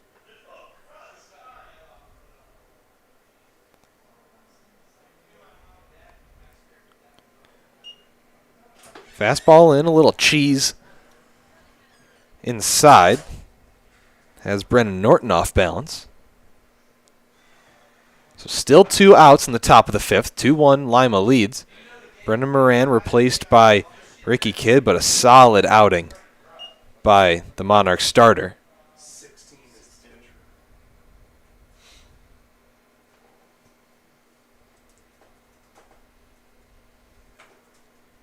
So we're going to see if these numbers. Nope, they gave those first 2 batters straight to Kid. I know. You can go in there and fix it, at least on the back door, right? Or is the game got to be over with for you? No. The problem is, I think it's because of this 2-2. Yeah. Contact off the end of the bat. Throw over to first for the 3rd out. Brown to Coleman to end the top of the 5th. Ricky Kidd gets 1 out. That's all it took after he replaced Brendan Moran. 2-1 going to the bottom of the 5th. Monarchs back on offense after this.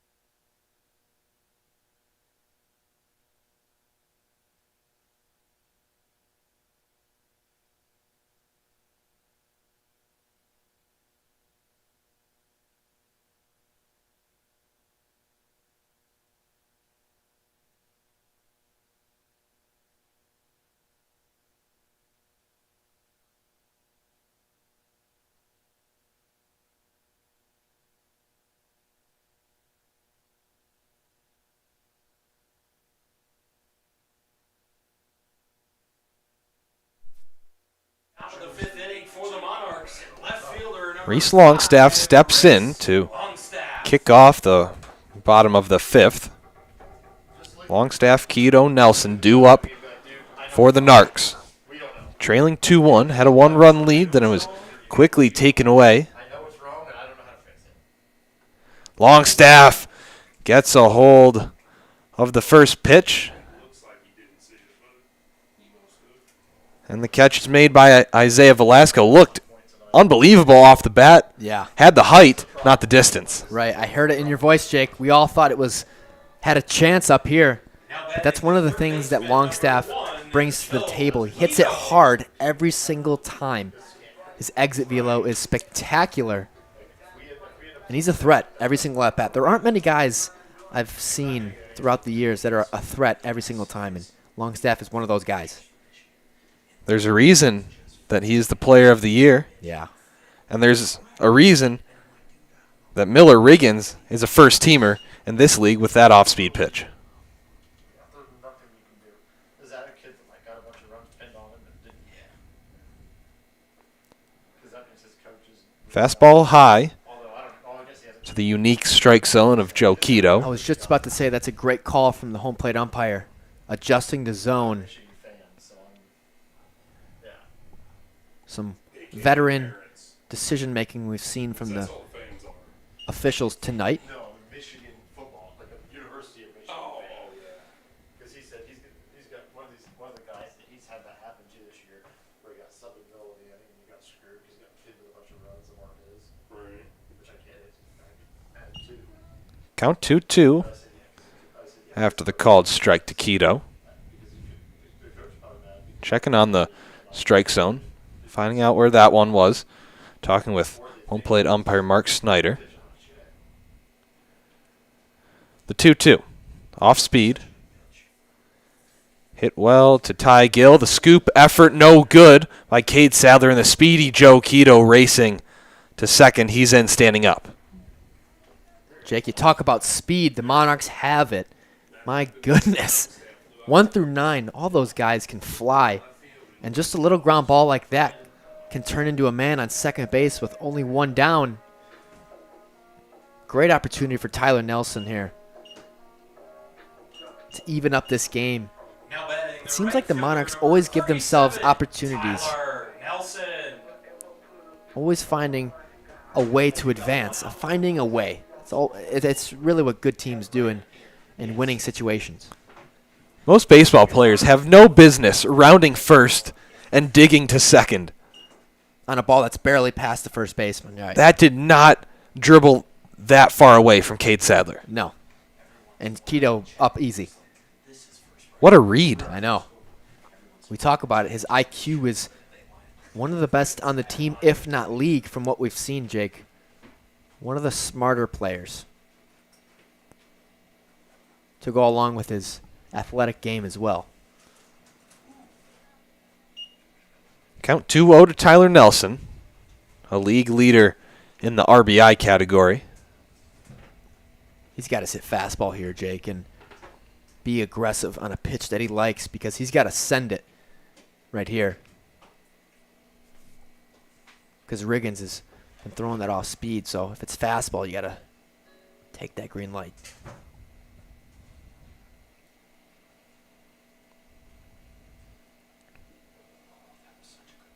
That's a good take, though. Regardless of ball or strike, Riggins just a little low. A smart pitch, though, from Riggins, because he knows that Nelson would have pounced on that fastball. So 3-0, an interesting decision here from Kamenowski if he gets the green light or not. We'll see. I tend to think yes, but it's got to be there. A big gap on the right side with Davis shading second base. And a called strike. Count now 3-1.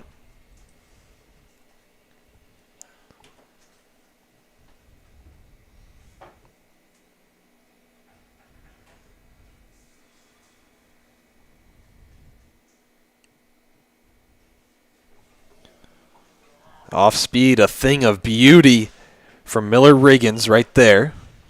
Battling his way back into the count. It's now full.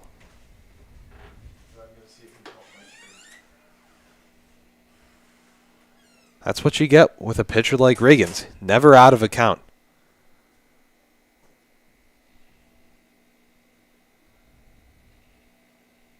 Joe Quito, an absolute pest on the bases. Really just toys with pitchers, just the way he bounces back and forth. Probably one of the more frustrating players to play against, and that is a compliment right there.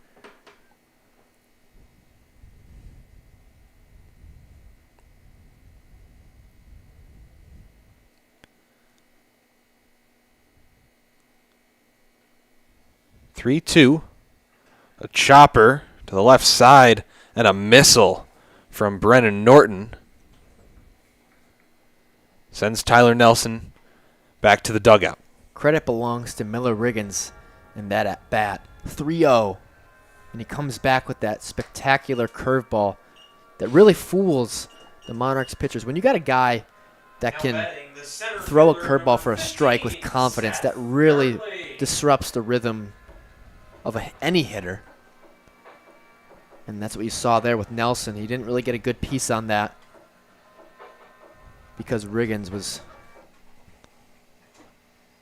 one step ahead mentally.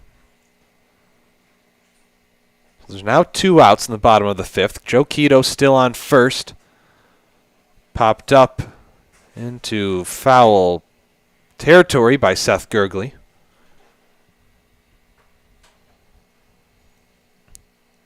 Gurgley singled in his last at bat in the third. And a chance to knot this one. Yeah, just like his last at bat, right up the middle. Gurgley does a great job of hitting against lefties as well. Doesn't really struggle like many other lefty batters. He's got the clutch gene for sure. Time called before that pitch could be recorded, though, from Gurgley. Really a veteran player, and he really shows it in every little aspect of his game, whether that be running the bases or defensively or in the box.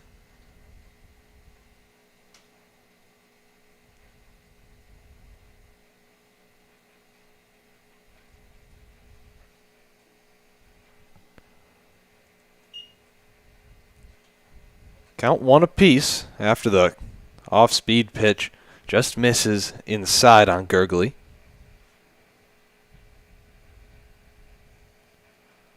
So now it's Ty Gill shading second base. A big gap there on the left side, playing the pull. Cade Sadler and Jaden Davis.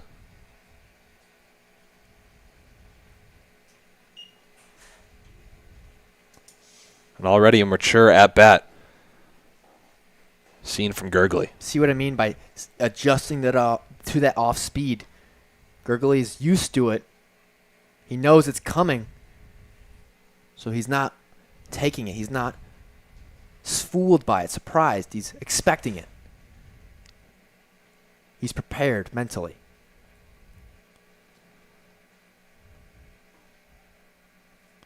A leg kick from Gurgley. Didn't go after it. Braden White will go out to talk with Miller Riggins. Riggins uncharacteristically throwing a few balls in the past two at-bats to Nelson and Gurgley. So not a bad move from Braden White to head on up there. And these pitches aren't missing by much, Jake. That last one was a few centimeters inside, if that. And with a guy like Keto on second, Riggins always has to take him into account. Keto looks like he's on his way every pitch. Yeah. He does that to fool the pitcher and potentially get a good jump to third.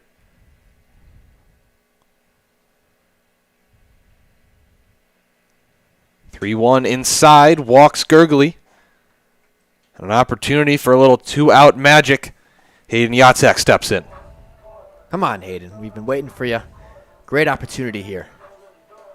Now batting the designated hitter, number 30, Hayden. You tend to think that Yatzak is just looking for this situation. He knows he's got what it takes to bust this game open. And here we are. Man in scoring position. And the good hitter wants this opportunity.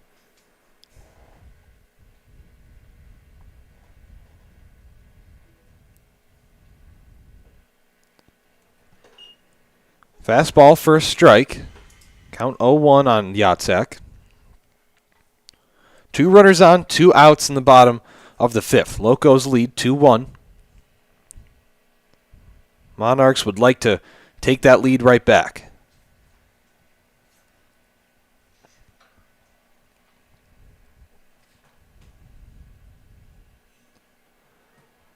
For a second, Braden White didn't know where that one went, and Joe Keto took advantage of that. And White actually found it pretty fast. But Keto saw just a tad of uncertainty from White, and he was on the move. It's Joe Keto being Joe Keto. Getting a great jump. One of the smartest baseball players you will see. And like you said, Jake, that was not far from White. That didn't even go by him, right? But he got a good jump due to his kind of hopping back and forth. That's why he does it, to kind of propel him to get to third. And he was in there easily. And now just a ground ball scores him and ties this game up. Excellent baseball from Joe Keto.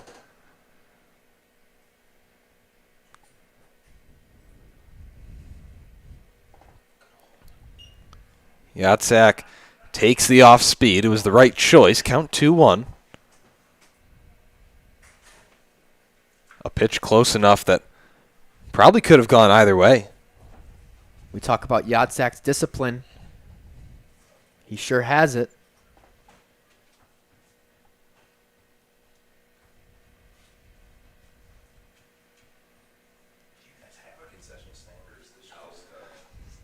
Make the count 3-1. Yatzak showing off that patience, as he always does.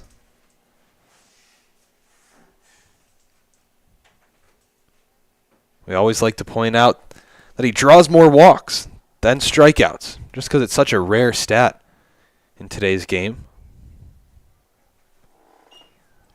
Just a little outside. Fastball Yeah. just gets a piece of the outer edge. And the count's full. Here we go, Jake. Runners on the move. 3-2, 2 outs. 2-1 Locos. Let's see if the score changes at all here.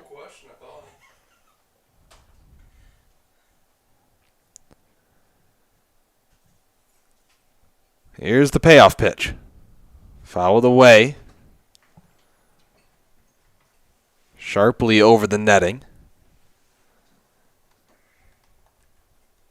And Yatzak will live to see another pitch.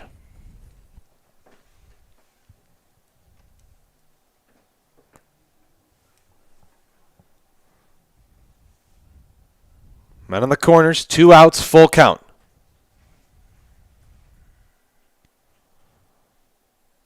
Monarchs down by 1. Here's the pitch. Fouled off again. Yatzak, one of the guys that doesn't go down easy. Really making Riggins' task out there as hard as it possibly can be. We do see some movement in the bullpen for the Locos just to get a guy stretching and tossing. Not really a rushed move, but just in case.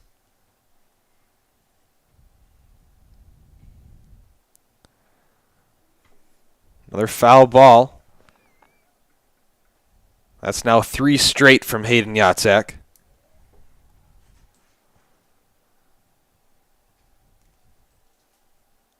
That took a couple hops here in the crowd, making sure everyone's okay.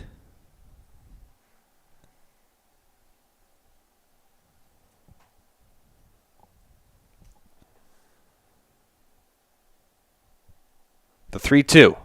Off speed, walked him. Wow, Riggins thought that was strike 3. But credit that to Hayden Yatzak. Extending that at bat, Jake, like you said. Fouling off countless pitches and drawing that walk. That's the second walk he's had today in an extensive at bat. Man, he's like Billy Bean in Moneyball would love that. He gets on base. That's all that matters. Bases are juiced for Camden Coleman. 2 outs. Monarchs down by 1. This feels like a get right at bat for Camden. He's due for sure.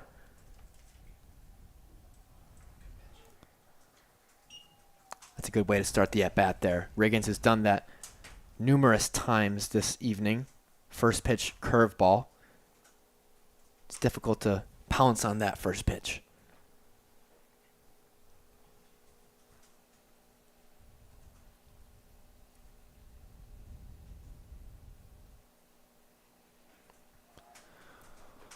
Coleman pops up that pitch, chucks his bat in frustration, and the Monarchs will leave the bases loaded. 2-1, still the score going to the 6th. That feels like a big missed opportunity. Yeah, the Monarchs were really pushing there. Several good at-bats, some hard-hit balls. The Monarchs still are out hitting the Locos 5-3. Despite being down by 1. But they're putting themselves in good situations, Jake. They're not afraid. They're not timid at all. And they're knocking on the door. And one of these days, the door is going to open. And let's see if they can tie it up later in this game. But for the time being, Ricky Kidd's been solid on the mound. Can't forget about Brendan Moran starting off this game. The defense has picked things up as well. For anybody that missed the tail end of the top of the 5th inning.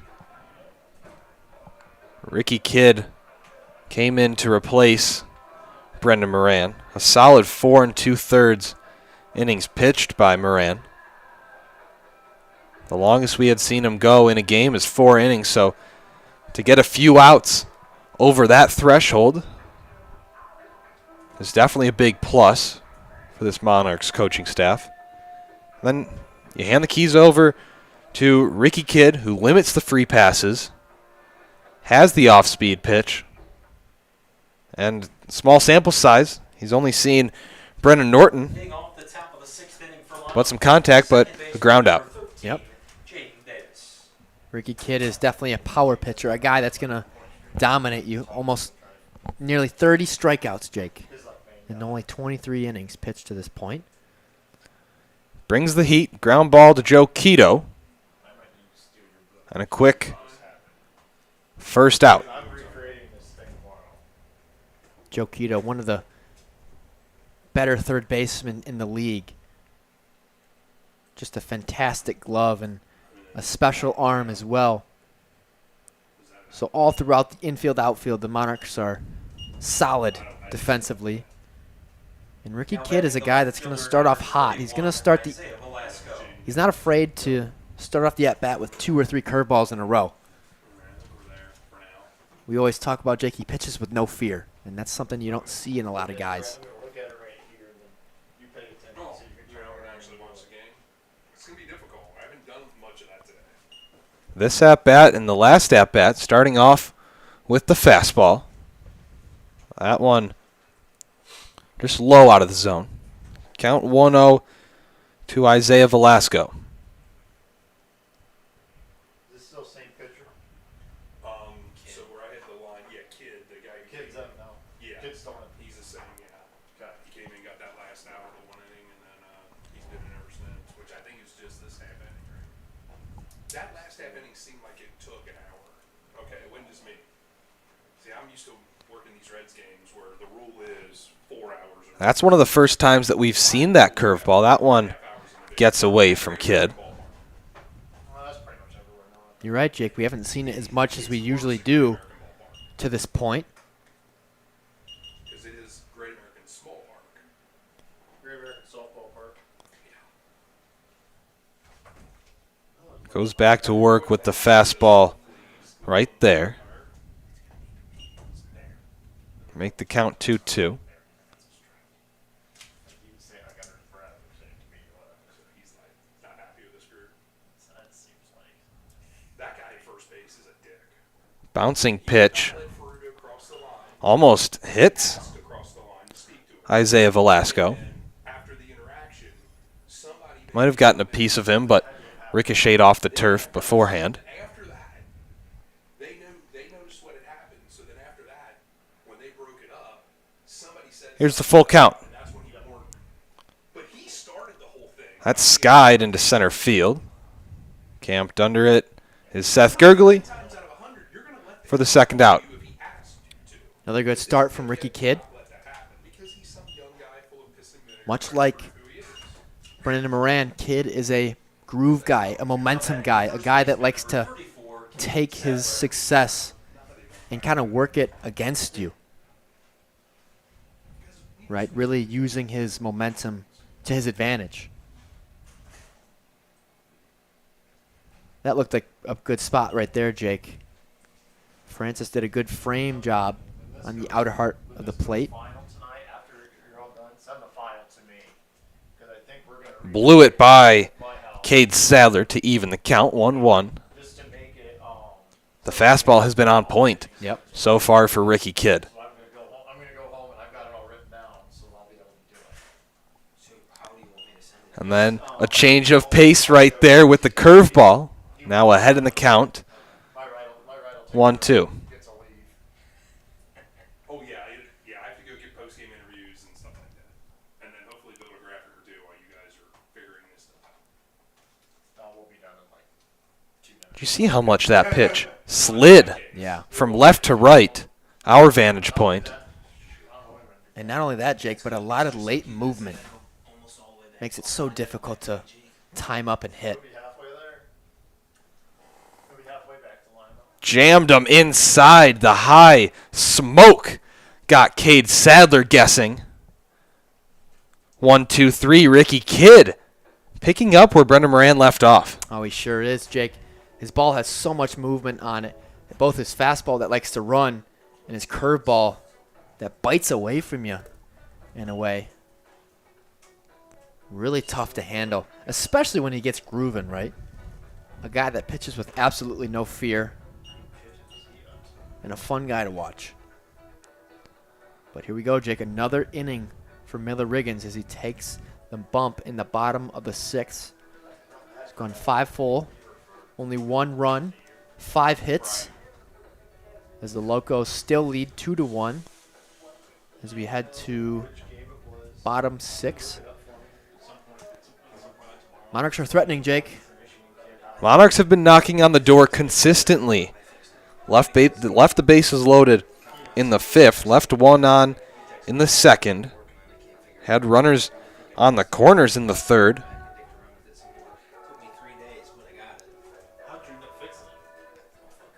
Had a couple runners on in the 4th, but the only run across was Reese Longstaff.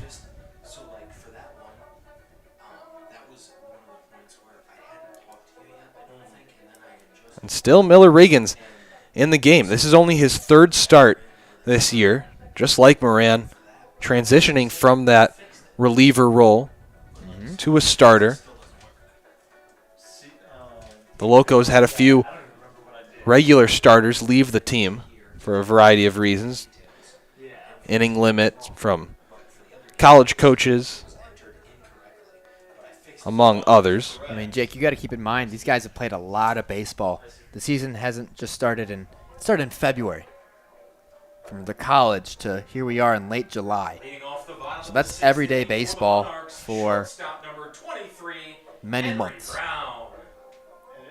So, yeah, they're definitely tired here. First pitch strike to Henry Brown at 7, 8, 9. Brown, Cuthrell, Francis, then top. 2-1 still the score, bottom of the 6th. An absolute slugfest so far tonight. Backhand play by Norton, and the pick at first by Cade Sadler gets Henry Brown. A nice pick there from Cade Sadler to save his infielder's tail. But Riggins has been efficient so far, Jake. Not just in the 1st or 2nd, but all the way to the 6th here. Sandin, Cuthrell.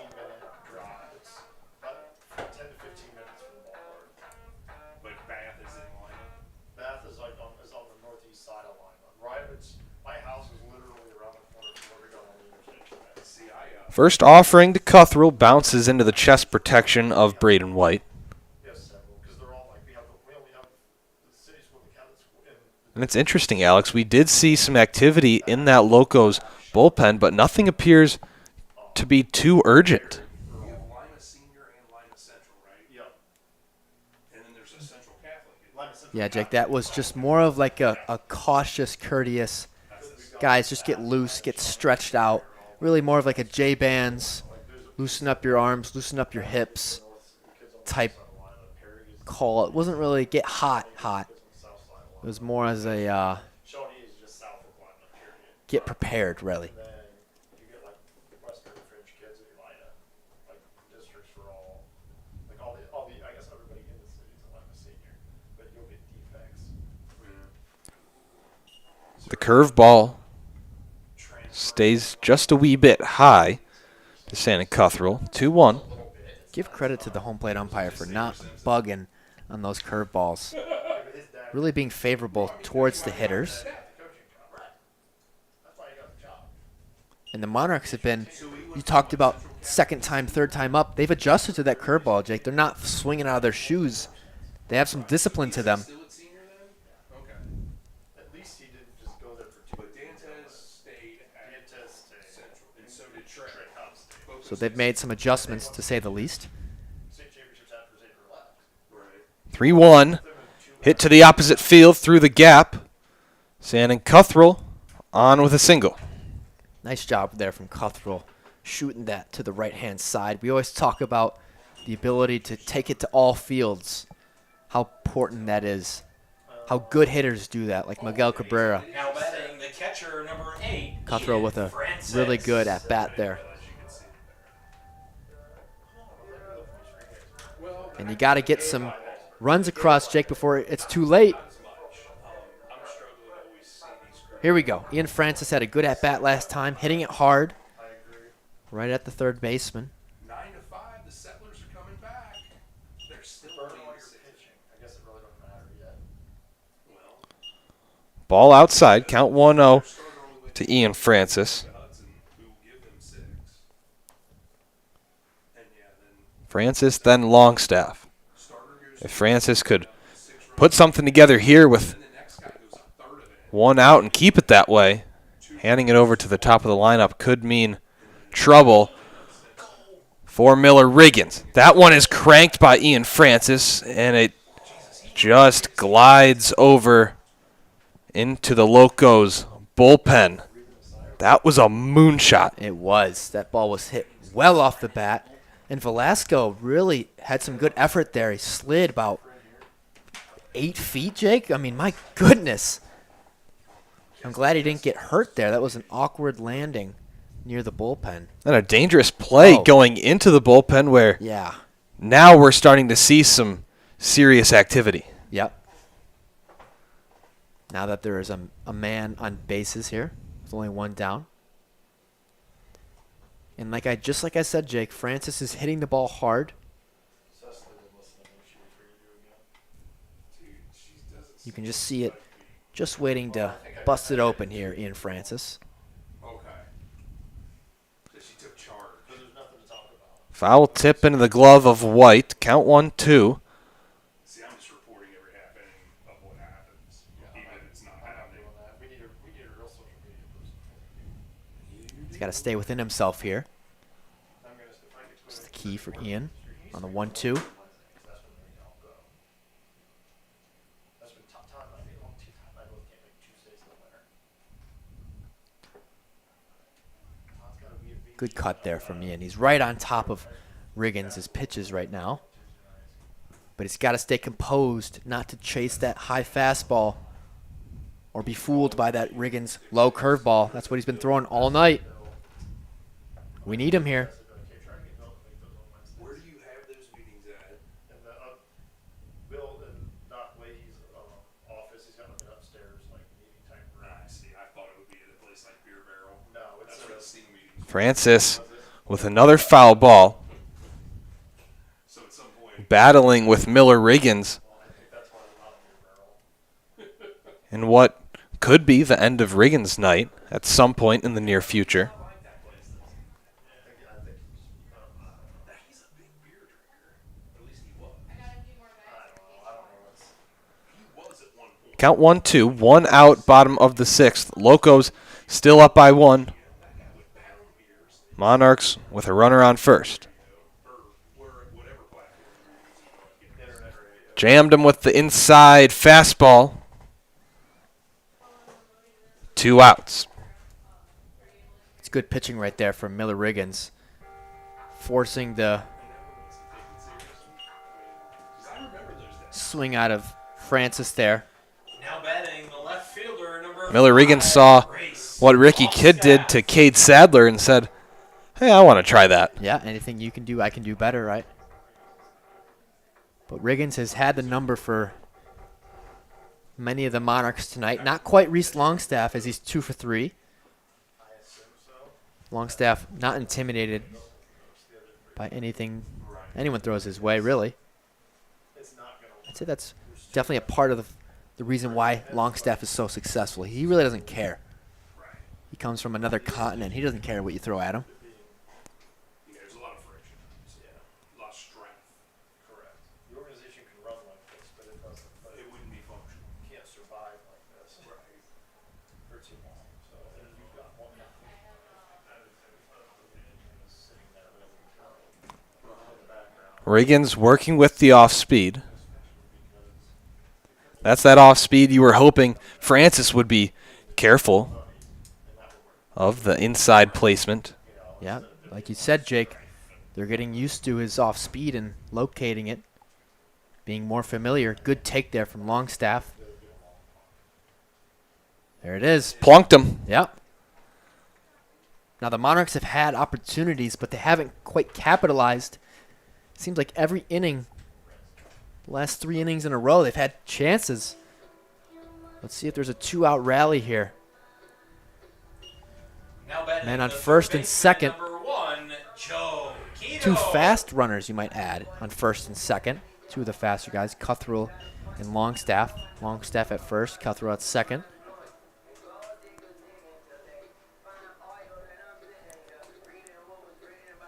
And Joe Quito steps in. 2-out offense is the goal for the Monarchs, down 1 in the bottom of the 6th.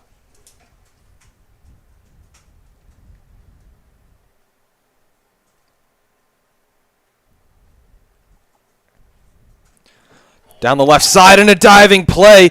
Gets up, the throw to first is not in time, and the bases are loaded. Brandon Norton with an absolute beauty of a diving effort.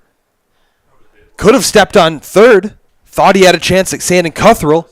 Instead opted for the throw over to first, and there's no chance of getting Joe Quito. No shot you get Joe Quito the way he flies down the line. Jake, like you said, looked like he had an opportunity to just step on third and get out of the inning. But Cuthrell has some wheels as well. But here we are once again. Bases loaded, 2 outs. Monarchs still knocking. Let's see if it creaks open right here, Jake. 2-1 still. 3 innings in a row the Monarchs have had opportunities. And yet to really, truly capitalize. Haven't quite fully grasped it. But here we go. RBI man himself, Tyler Nelson, digs in. Takes a first pitch strike from Miller Riggins. Riggins has done a great job all evening of damage control. The Monarchs have definitely helped him out a few times. But Tyler Nelson does pitchers few favors.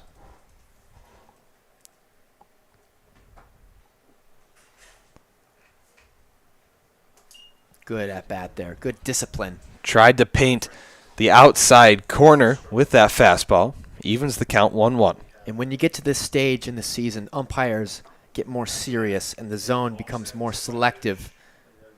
So a hitter can really count on an umpire not calling a pitch too far outside, which is a relief. Just like that. The fans are not in favor of that call. Count now 1-2.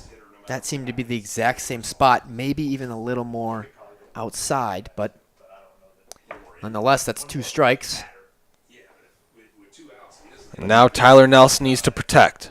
A good 2-strike hitter, a good 2-out hitter. He's got to come up here.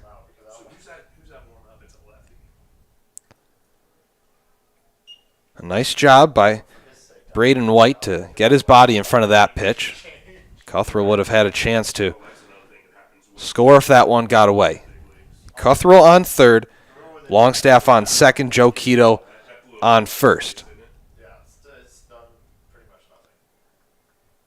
Brennan Norton had a chance to end the inning. All he had to do was step on third. But instead he wanted to try to make the long throw over to Cade Sadler. Yeah, he's definitely regretting it going forward. You could see he had his hands on his knees. You can even see him right now practicing that exact motion. Yeah. Throwing from off of one knee. There's nothing wrong with that as long as you can get the accuracy of it. It's okay if a ball takes 1 or 2 skips to first base. I think a lot of guys have to put their ego at the door instead of trying to throw a bullet every time. Bounce it on in. But Jake, here we go. The biggest play of tonight's game for the Monarchs as they still trail 2-1 in the bottom of the 6th. Men on all bases, 2 outs. Fastball outside. No, a base hit would likely score 2 because Longstaff is on the move here. 3-2, 2 outs. This game could be drastically different just with one swing. 3-2, 2 outs. Monarchs down by 1. Tyler Nelson fights off the off speed.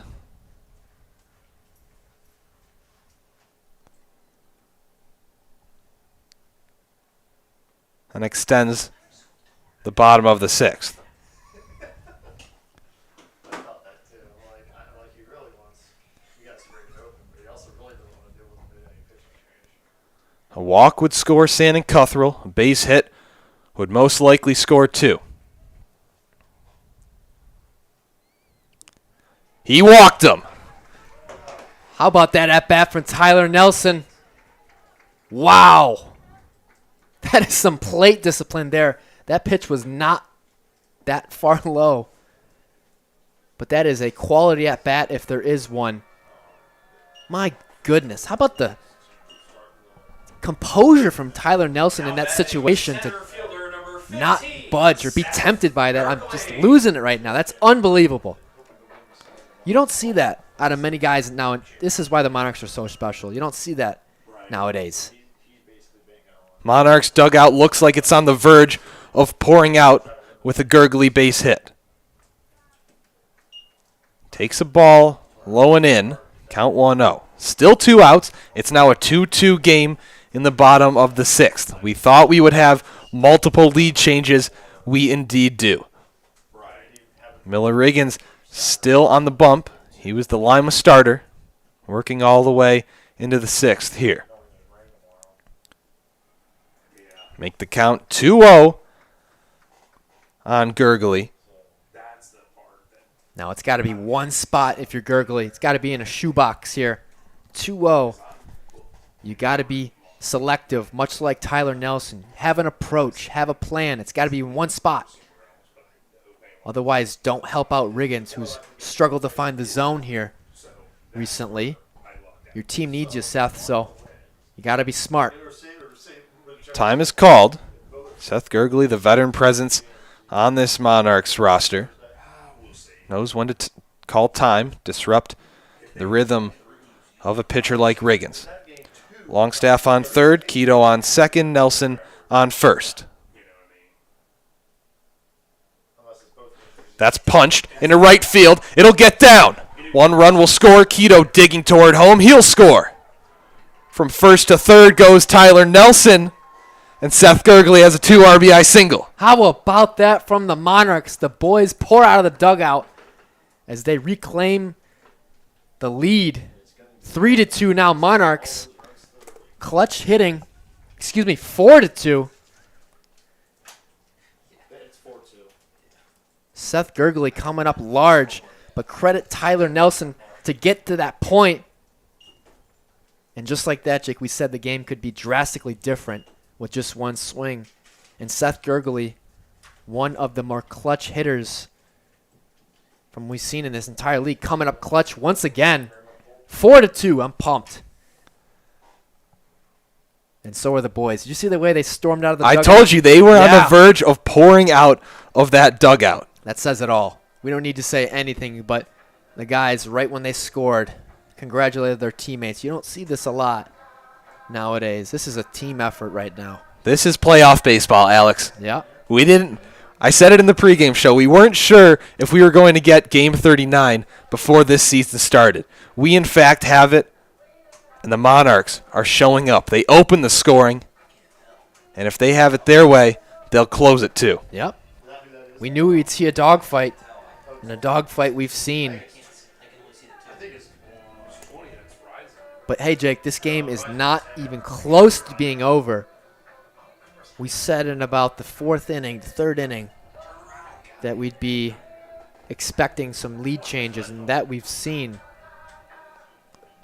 But this isn't a single effort. This is the whole team drawing walks, stealing bases, hitting guys around, getting clutch base hits when you need it. This isn't one guy, Jake, or 2 guys. This is a starting 9 right now. This is a squad. And that's why it's so fun to watch. That's why the boys are so engaged, is because it's the whole team. Sandon Cuthrell, your 8-hitter, Right. got that party started Right. with the single through the right side. And then the big guns picked it up. Yeah. Reese Longstaff got on base. Got plunked. Joe Keto came up large. Tyler Nelson with that great extended walk. One of the best walks I've ever seen within context. And then Seth Gurgley, a veteran, doing what veterans do, stepping up when you need him to. So that is the end of Miller Riggins' night. Into the game comes Dylan Masters for the Locos. Great chance for Yatzak to not be content with this lead at all. You can never have too big of a cushion. 4-2 is nice, but 5-2 would sound a whole lot nicer.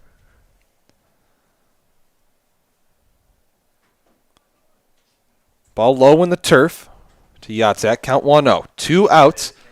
The score now reads 4-2 Monarchs. Still men on the corners. And Hayden Yatzak facing the new Lima pitcher, Masters.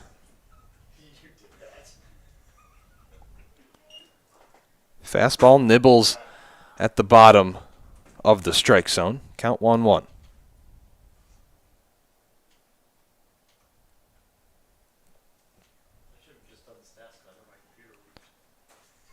Masters, a rising sophomore at Murray State University. Probably most well known for Ja Morant. Yeah. Played his college basketball there.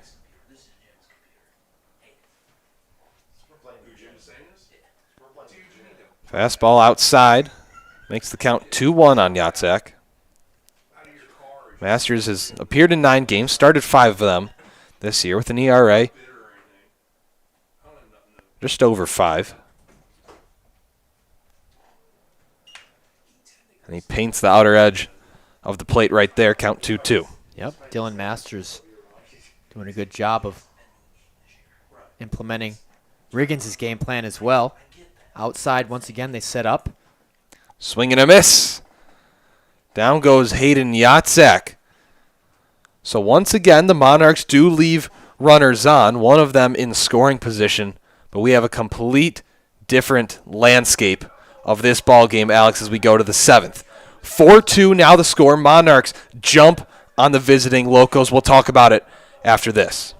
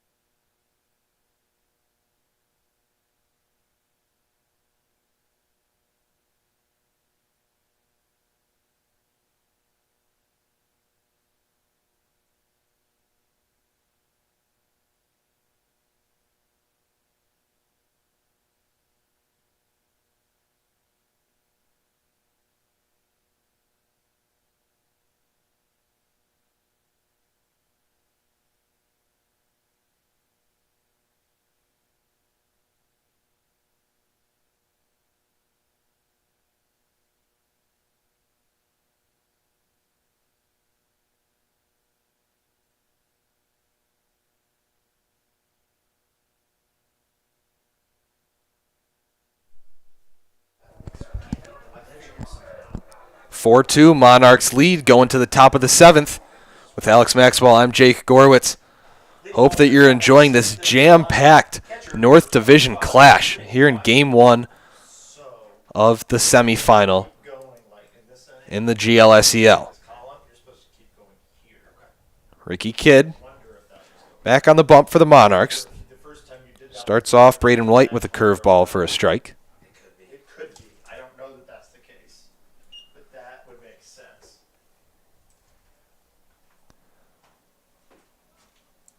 Just like that, Ricky Kidd up 0-2 in the count. And now he's got the free space to throw that beautiful curveball or maybe a high fastball as Ian Francis sets up. Just like that. Strike 3. Beautiful call from Ian Francis to go up stairs there. Beautiful. Blew the smoke by Braden White 12, Clay Jacobs. and only took 3 pitches. And it's 9, then top for Lima. Clay Jacobs steps in 0 for 2 so far tonight.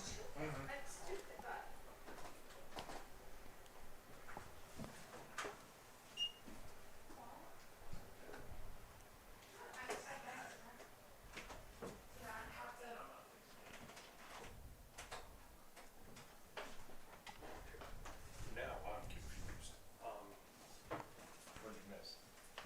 Who's the batter? Jacobs. The fastball is on one so far for Ricky Kidd, Alex. Yeah, it is. It moves so much from in the zone to out of the zone. Really doesn't give the hitters for the Locos a chance. If it's working, he'll go right back to it. He does it there. Count 1-2 on Jacobs. Struck out looking in the third. Grounded out to Henry Brown in the fourth. I like that high fastball that's been working. Looks like Francis, nope, he's missed his spot. Francis was set up there, but looks like Kidd spiked that one. That's what I was doing tomorrow because I wanted to see Luis for what Levy's last start. And I'm like, dude, look at every game. And then we looked at the weather and I was like, dude, it's gonna rain all day. It's raining all day down in Cincinnati. No, I know. They're on. I'm really impressed they got today. Keto thought he might have it.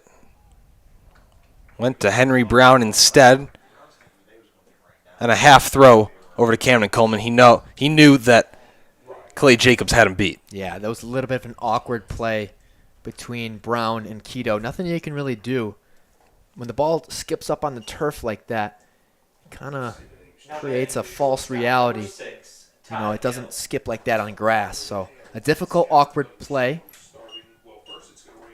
And an unlucky one for the Monarchs, but a lucky one if you're the Locos. Clay Jacobs now aboard. Ty Gill shows bunt. Tried to get out of the way of it. Does so successfully. Gill definitely one of the bigger threats in this lineup. They can't play Thursday. That's when it goes to like. A guy you don't want to take lightly by any means. Not playing Wednesday or Thursday. That's what I'm saying. If they don't play either day, that's when it goes to looking for 2 on Friday. Like they give you 2 days and you're like, dude, if it rains Jason Rodriguez, Count 2-0 on the leadoff man.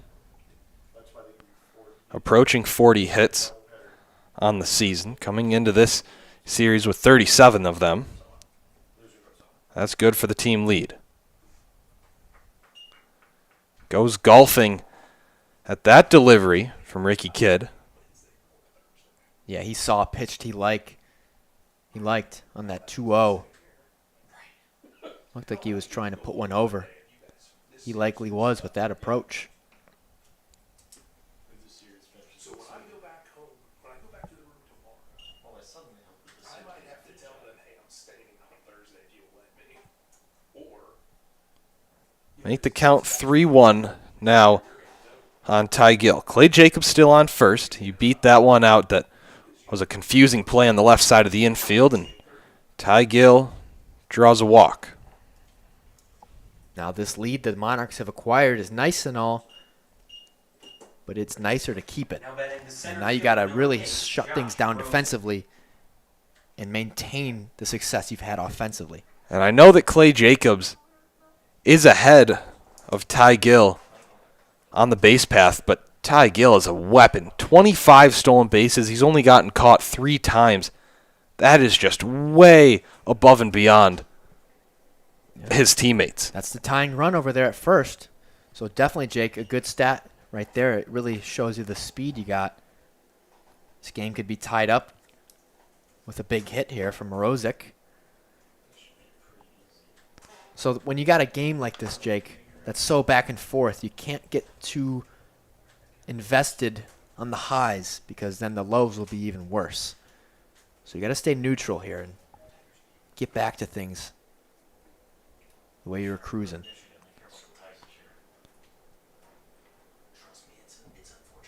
So Ricky Kidd goes back to that curveball there. The past couple off-speed pitches he's thrown have just stayed outside, haven't really made their way into the zone.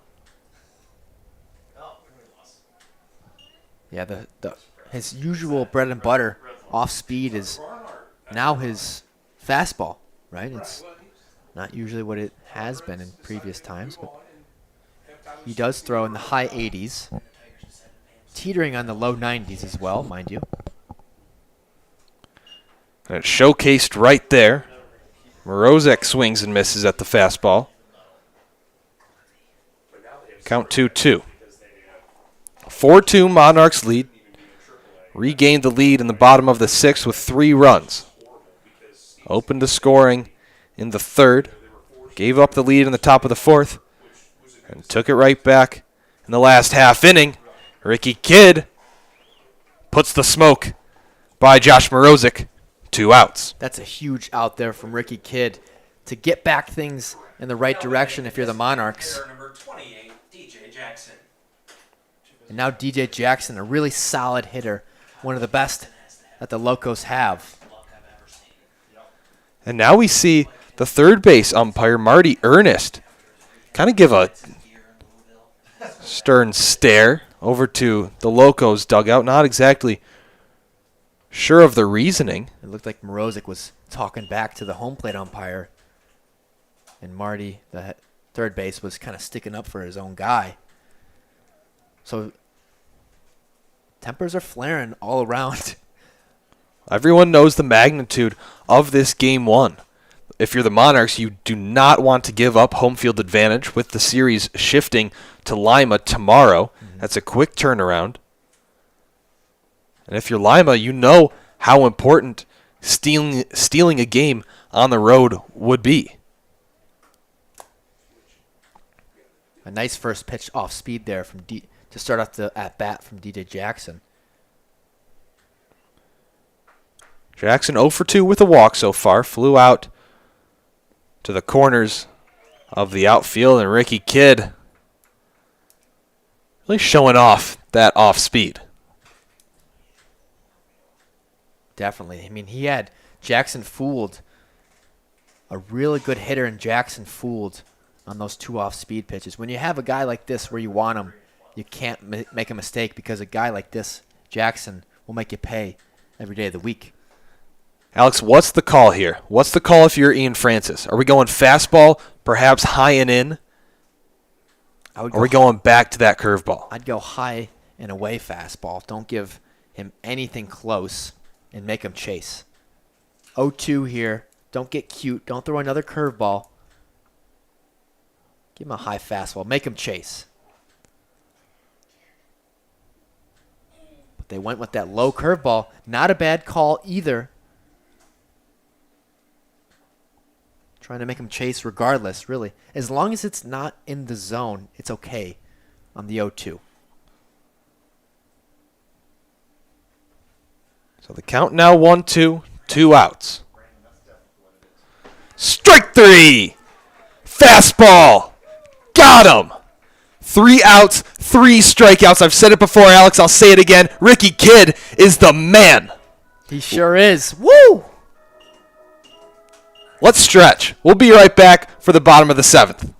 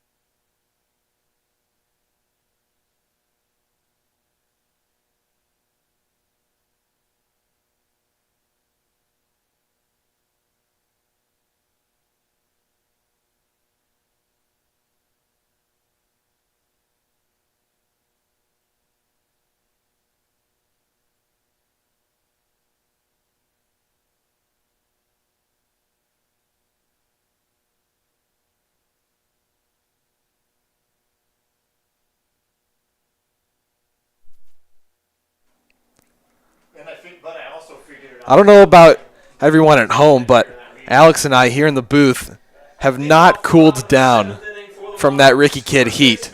4-2 the score going to the bottom of the 7th.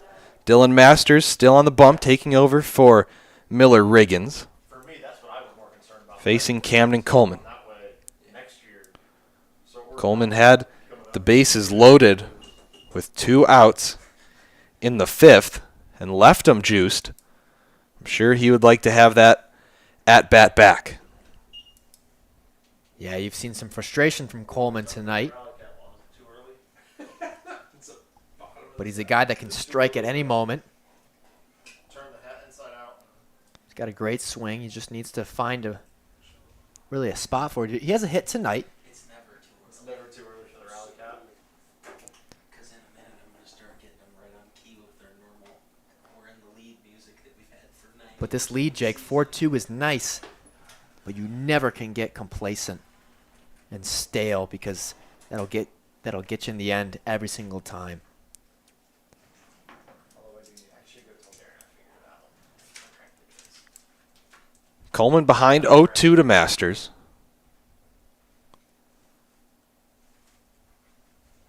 They're still only the bottom of the 6th.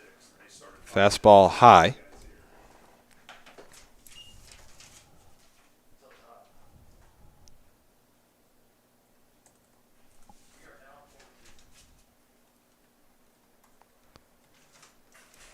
Braden White will have a word with Dylan Masters.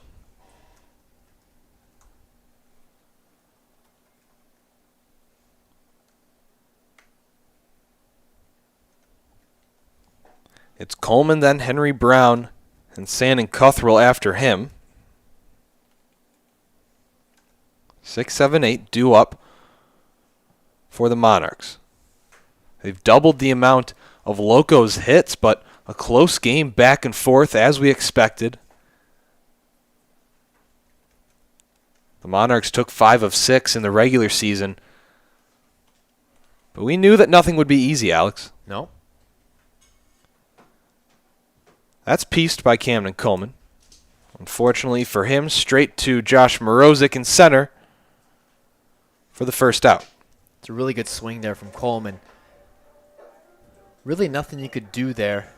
A shot right at the center fielder, Morozic, like you said, Jake. Now batting the shortstop, number 23. But you like to Henry see him get back on the right track of things. A really good at-bat, a good swing. He pieced it up.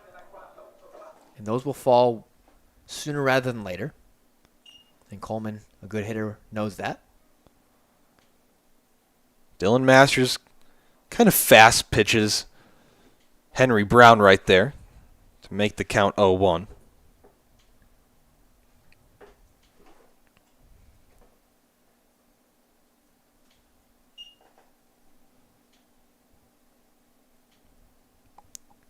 Henry Brown still looking for his first hit today.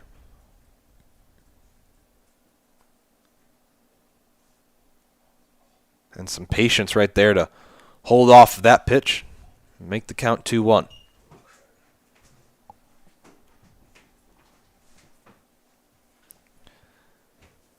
Chopper to the left side.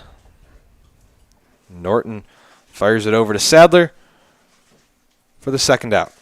Norton, one of the finer fielders on this Locos lineup.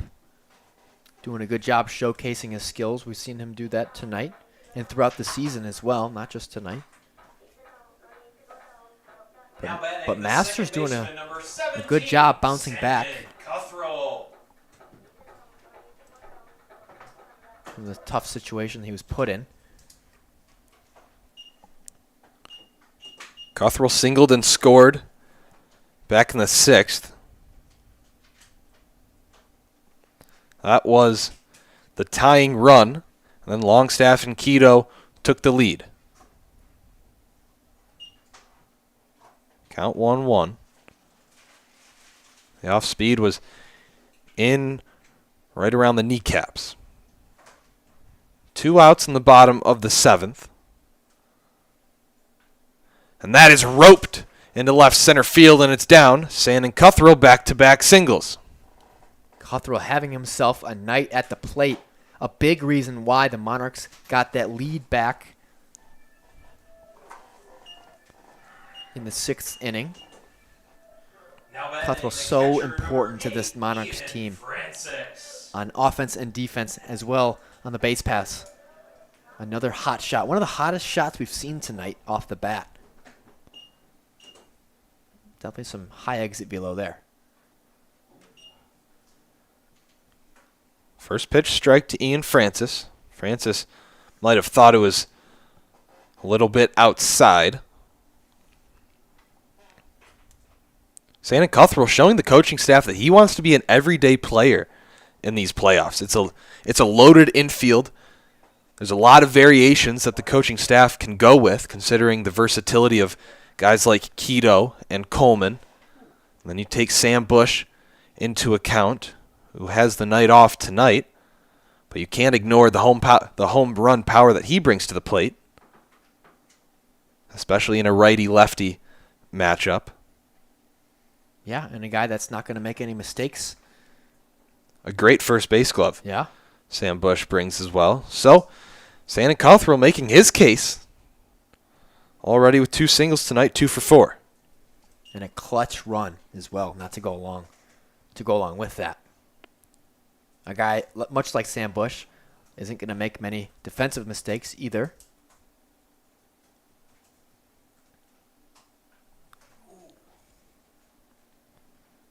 We've seen that several times for this tonight from Francis. He's due to have one just put in play.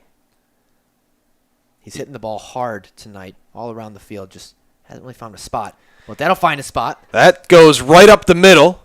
Cuthrell hesitates, rounding second. He'll stay put.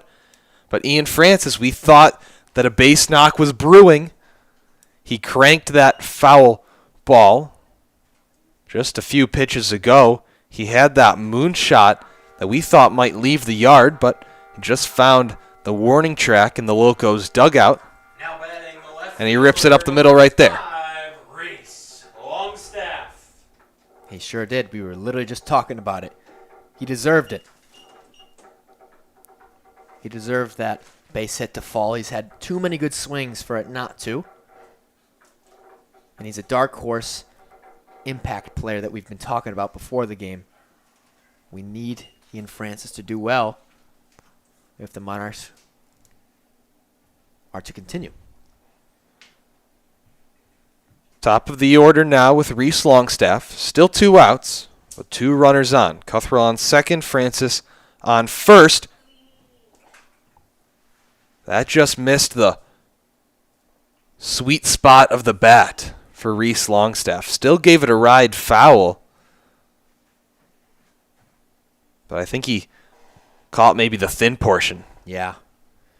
I'll tell you what, though, good hustle from Brennan Norton to hustle, even give himself a chance over by the bullpen, out of view from the camera on the left-hand side. Both teams landed out here tonight. There's a noticeable difference in effort. Guys were trying all season, but past couple weeks we've been in the dog days of summer, the dog days of this GLSEL season. But we see the notch cranked up all the way tonight. And this is only game 1, Alex. Yeah. This has been a dogfight, to say the least.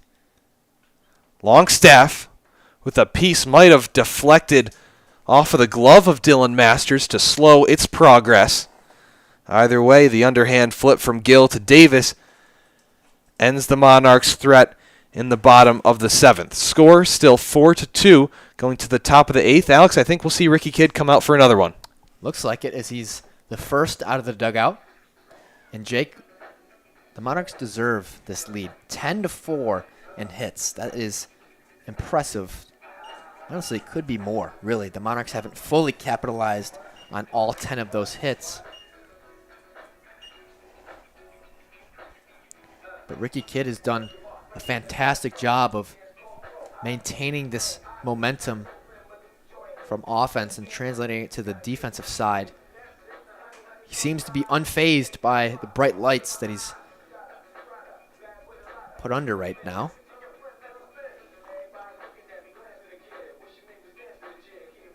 But what he and Francis need to do is not get too cute. Don't overcomplicate things. Keep it simple. Work with what's been cooking, and that's been that fastball. That running fastball has been terrific tonight. And don't force that curveball. Let it come. Let it come naturally.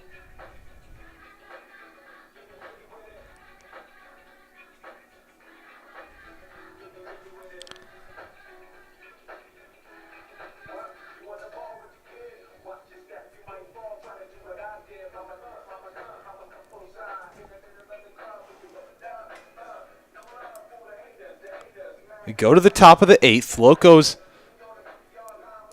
still trailing by 2. The only offense for the visitors came in the top of the 4th. Quiet before then, quiet ever since.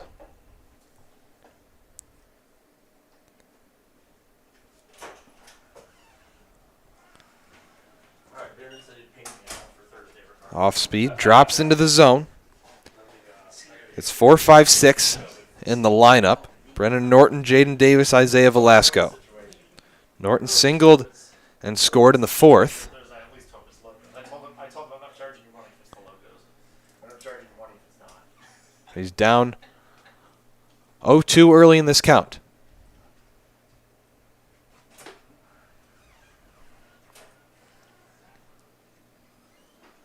Fastball is untouchable. Once again, Jake, another strikeout. The Locos don't have an answer to Ricky Kidd's running fastball. It has some late movement to it. It's difficult to manage. Jaden Davis. And it's difficult especially because his curveball is just as good. But Ricky Kidd dealing, Jake. That's 3 straight strikeouts for Ricky Kidd. And the curveball missed on that pitch. But that's one hell of a 1-2 punch. Yeah. And a dynamic duo of pitches that really keeps the opposition on its toes. Really, it's like a mental puzzle that you have to solve, and it's too late. The ball is already in the glove, and that's why you see that so often. The guys just take pitches that are right down the middle, you know?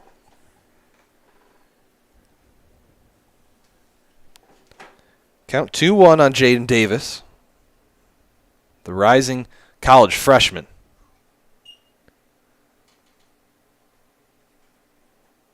Can't connect with that pitch.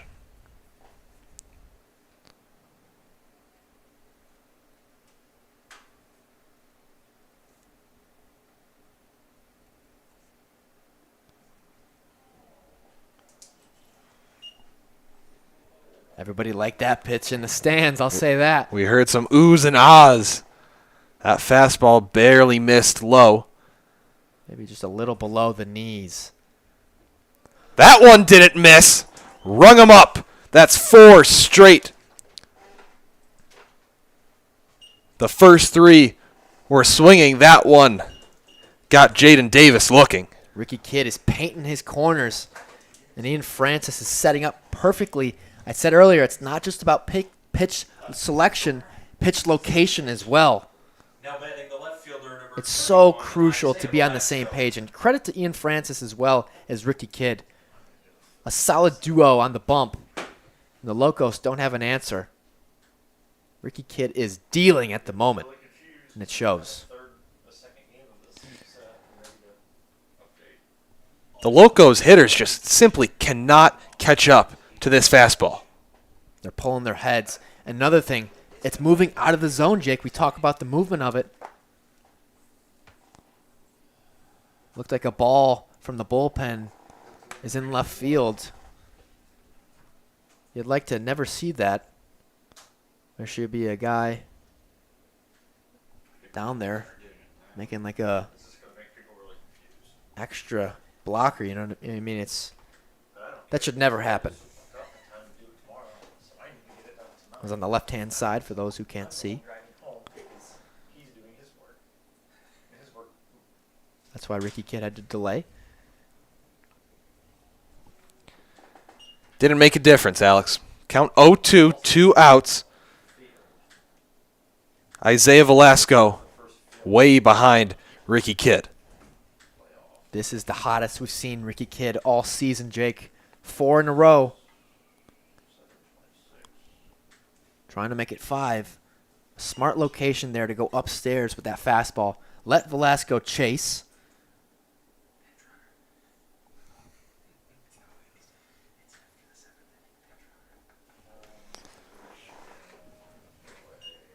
Curveball looked pretty darn good. Make the count 2-2 though. And Velasco steps back in. Ricky Kidd, did you? That's 5 in a row. Ricky Kidd's putting on a show in game 1. Woo-hoo-hoo! Lights out from Ricky Kidd. 5 in a row, Jake. The Locos simply don't have an answer.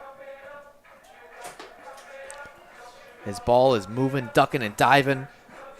His fastball has movement to it. It tails. His curveball has sharp breaking movement.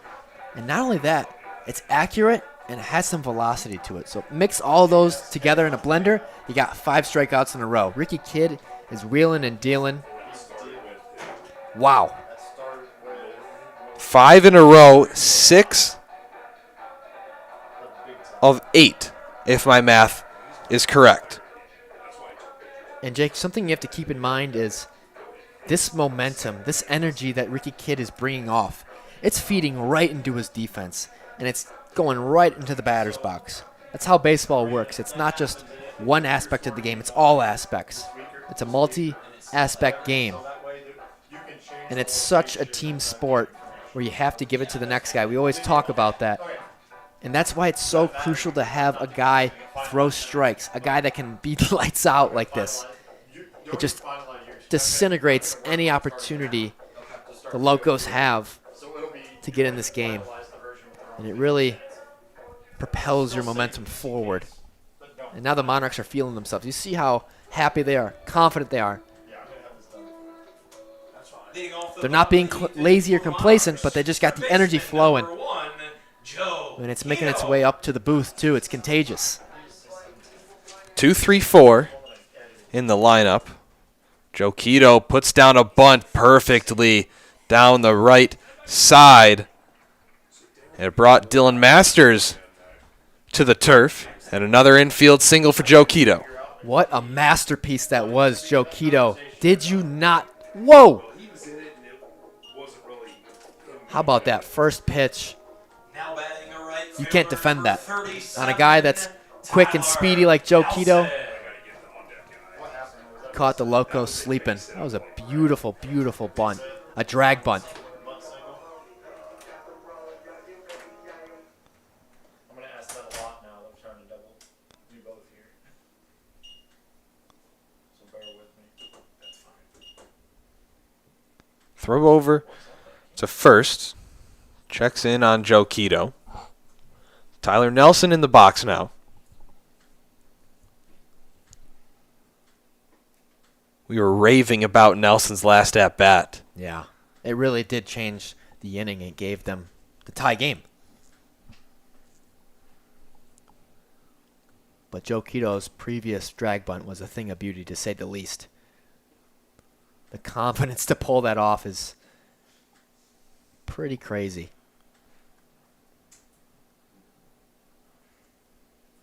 4-2 Monarchs lead, bottom of the 8th. Dylan Masters, the second pitcher for Lima tonight. He replaced Miller Riggins after 5 2/3. And a close play at first after another throw down from Braden White. Quito really maximizing his aggressiveness over there on the base paths. It's nearly 2 in a row where he could have been rung out, but just in time. A big hack and miss from Tyler Nelson right there. Make the count 2-1. Tyler Nelson up to bat. Seth Gurgley on deck. And it would be Hayden Yatzak in the hole. Nelson goes down swinging. as I was saying, though, I wouldn't be shocked to see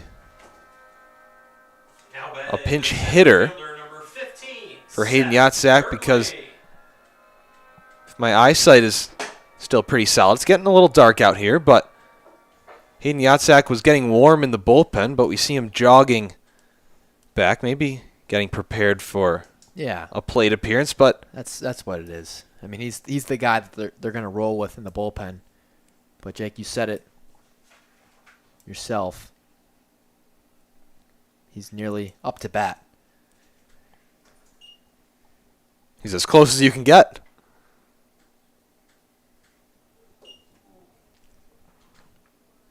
Count 0-2 to Seth Gurgley. He's been an utter game breaker tonight. All season, but especially tonight.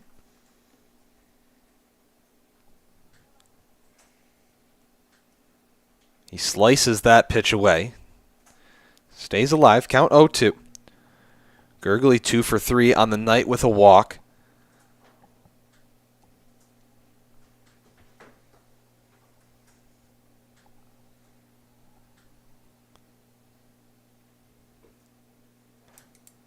Fastball upstairs. Make the count 1-2.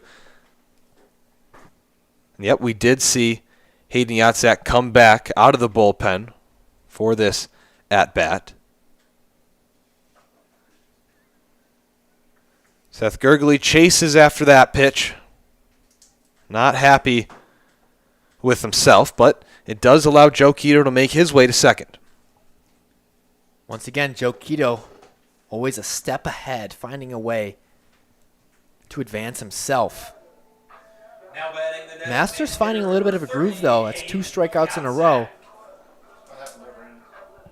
Monarchs a little quiet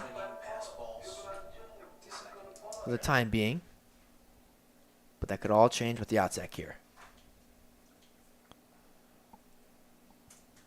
Foul tip for a strike.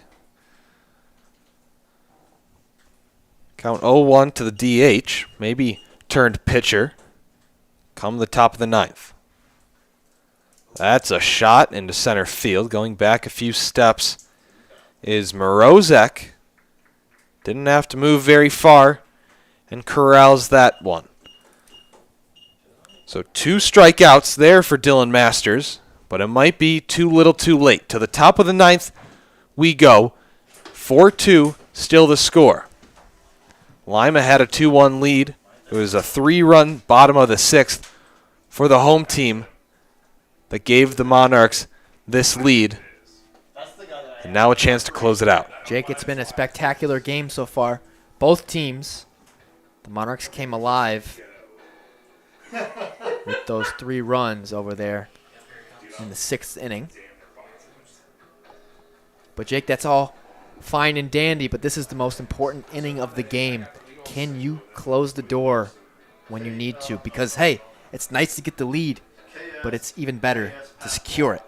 So this is the biggest inning so far for the Monarchs, as we have Hayden Yatzak on the bump, the guy that just flew out to center field. One of the best arms we've seen from the Monarchs this year. Really doing a great job as a closer, as the closer.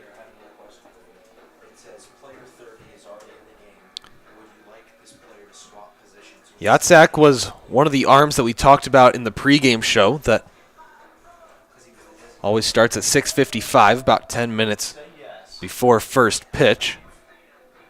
We were talking about keys to victory, keys to success in this postseason, not only tonight, but going forward against Lima and a potential South Division opponent. 2 arms that we highlighted, Hayden Yatzak, Jalen Jones, a couple of guys that have been workhorses for this organization the last couple series.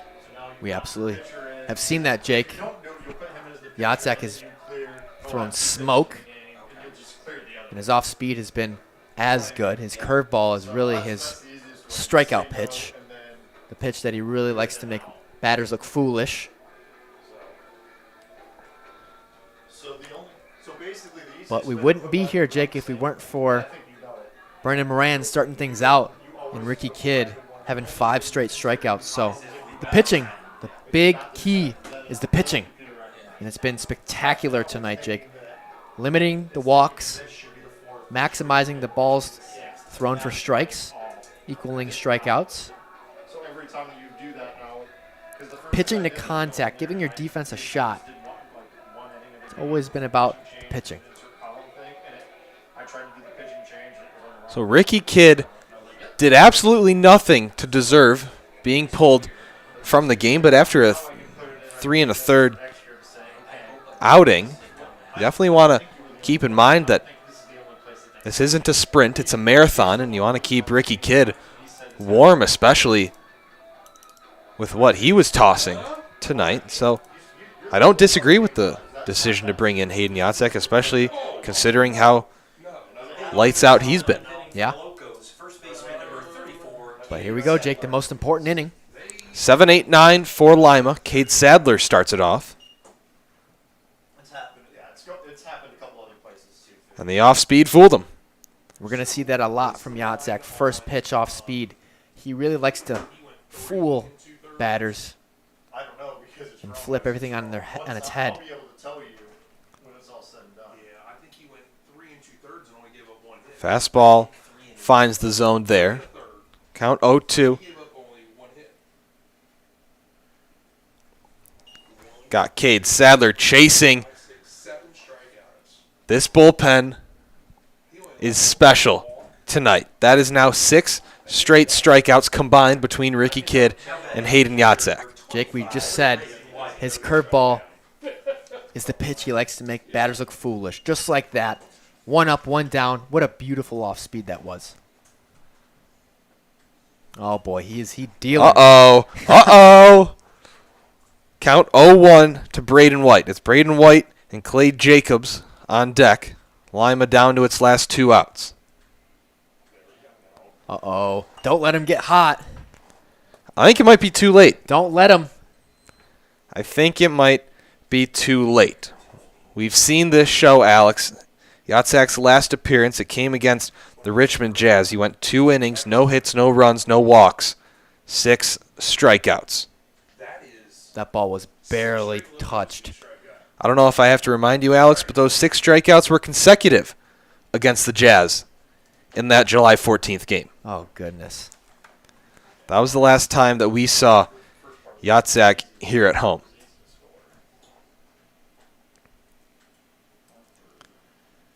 The 0-2. You see White foul that off hard to the right. Shows you that these hitters are way behind on Yatsek's speed. He's really filling it up tonight, Jake.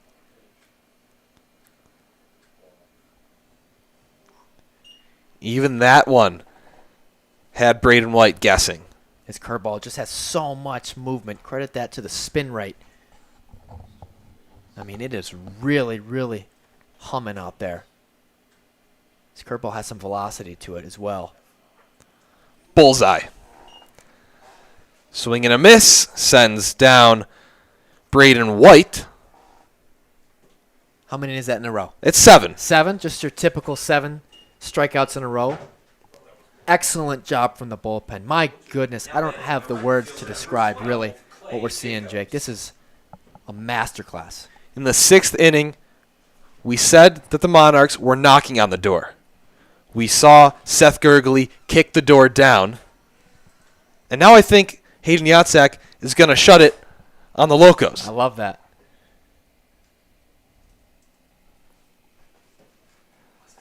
Curveball misses the zone to start off Clay Jacobs at bat. 2 outs, top of the 9th, 4-2. Monarchs lead. Game 1 of the best of 3 series here in the North Division of the GLSEL. It's Hamilton and Licking County battling in the South. Hamilton has doubled the Settlers' score in that one, 12-6, the Joes lead.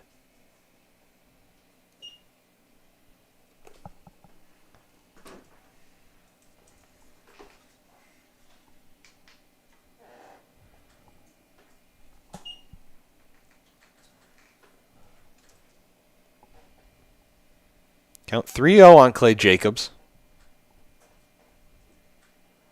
And a 4-pitch walk. Now you can't fall asleep here. We've talked about it before, Jake. Now you got the top of the lineup and a good move from Alex Lord to just talk things over, slow things down, and kind of revamp the success that the Monarchs had with 7 straight Ks. A hiccup that you don't want to allow to turn into anything else.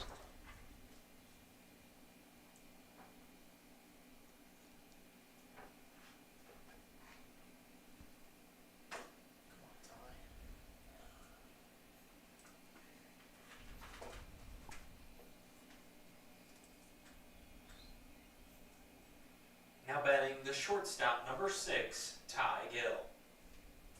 Top of the Lima order, now with 2 outs in the 9th. It's Ty Gill stepping in. Ty Gill, the only member of this Locos lineup that has yet to strike out this evening.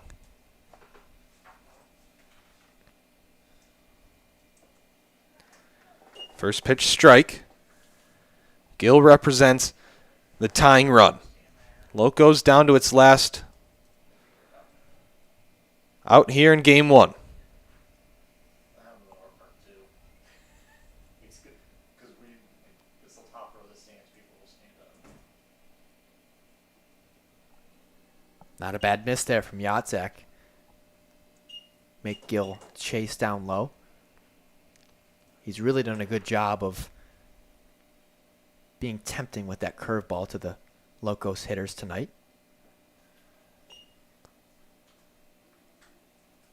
And now I think we're starting to see Yatzek try to aim it a little bit. Earlier in the inning, he just was letting his stuff flow. Exactly. Getting a little too cute. He knows what's at stake. He wants to get out of it.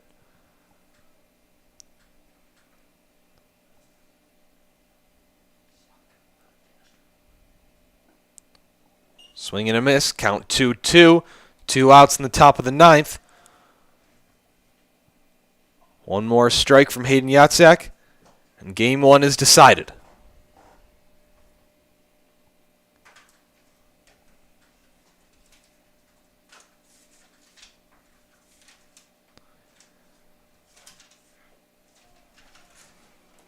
Fastball just a hair high. Brings the count full. Clay Jacobs is on first. Ty Gill up to bat. And Josh Morozic on deck.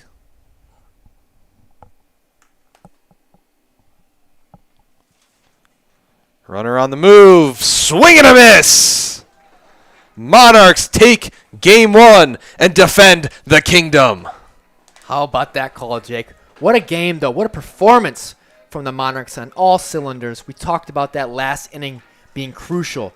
They had success up to that point, but it would be useless if they didn't shut the door. They didn't shut the door. They slammed it. What a good game 1 from the boys over there. The Monarchs needed that win. They defended the kingdom, like you said, Jake. And they're heading into Lima tomorrow. Hot.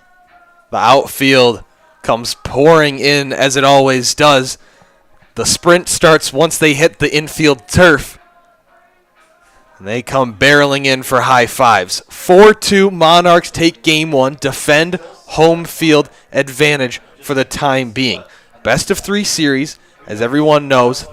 It flips to Lima tomorrow, and a potential game 3, if necessary, would be right back here in Adrian, Michigan. Alex, this doesn't have to be a very long post-game show. First and foremost, the pitching. Phenomenal, and it all starts with Brendan Moran. Oh, it sure does. I mean, we talked about it earlier, Jake. You can't win if you don't have stellar pitching. And did they have that? Moran started things off. 4 innings. Started the game fine. Bring it into Ricky Kidd. 5 strikeouts in a row. Beautiful. Finished the show with Hayden Yatzek. 2 strikeouts. Shutting the door. Beautiful closer. Excellent job. We needed the pitching. We got it. We got it more than we thought we would. That was the best pitching we've seen all year. That was a trio of stellar performances. We were talking about it in the car ride to the ballpark, Alex. How crucial a solid start from Brendan Moran would be. We talked about it in the open. He was going to be a tone setter. He was going to set the pace for this game. And it was smooth sailing for a while. A little bit of trouble in the fourth, but you get out of it, you go solid in the fifth, and then you hand the keys over to Ricky Kidd. He let his play do the talking, as did Hayden Yatzak. Ricky Kidd has had some solid performances all season. That was head and shoulders above all of them, and they were good. That was excellent. When you needed the guys to step up, they didn't just step up. They performed to the best of their abilities, and they deserved that Game 1 victory. Excellent job from the pitching standpoint, and playoff baseball at any level is all about pitching. And what a W that was. From defense to offense, Alex, to wrap this one up, you don't win this game if you don't climb back. You're down 2-1 if you're the Monarchs. Those were professional at-bats by Tyler Nelson, Joe Quito, Seth Gurgley, to name a few. Yeah, you needed – the will to win was off the charts tonight, and you saw that especially in the at-bats. The discipline it took, the determination. When they were down, it was a completely different game. The Locos had a shot to pull away, but hey, the Monarchs clawed back, They didn't give up. Strung together great at-bats. And how about the clutch hitting from Seth Gurgley? That game was tied up from Tyler Nelson's walk, but Seth Gurgley really shut the door and made it clutch once again. Beautiful job from the boys. The will to win was off the charts, not just from one guy, two guys, three guys, the whole team. Even the guys on the bench were crawling out of the dugout, helping out in every way they could. Quito gets on 4 out of 5 plate appearances, 2 infield singles. One of them, he beat it out with a head-first dive. Second one, a drag bunt for a hit. Tyler Nelson, a professional AB, drawing a walk in that 6th inning. Seth Gurgley bringing everybody home with that single. Wow. A 4-2 victory in Game 1 of the semifinal in the North Division of the GLSEL. Monarchs top the Lima Locos here in Adrian, Michigan. Series will flip over to Lima tomorrow night. If needed, Game 3 will be right back here the following day. For Alex Maxwell, I'm Jake Gorwitz. What a treat it has been tonight. Thanks so much for joining us. Can't wait to be back with you next time.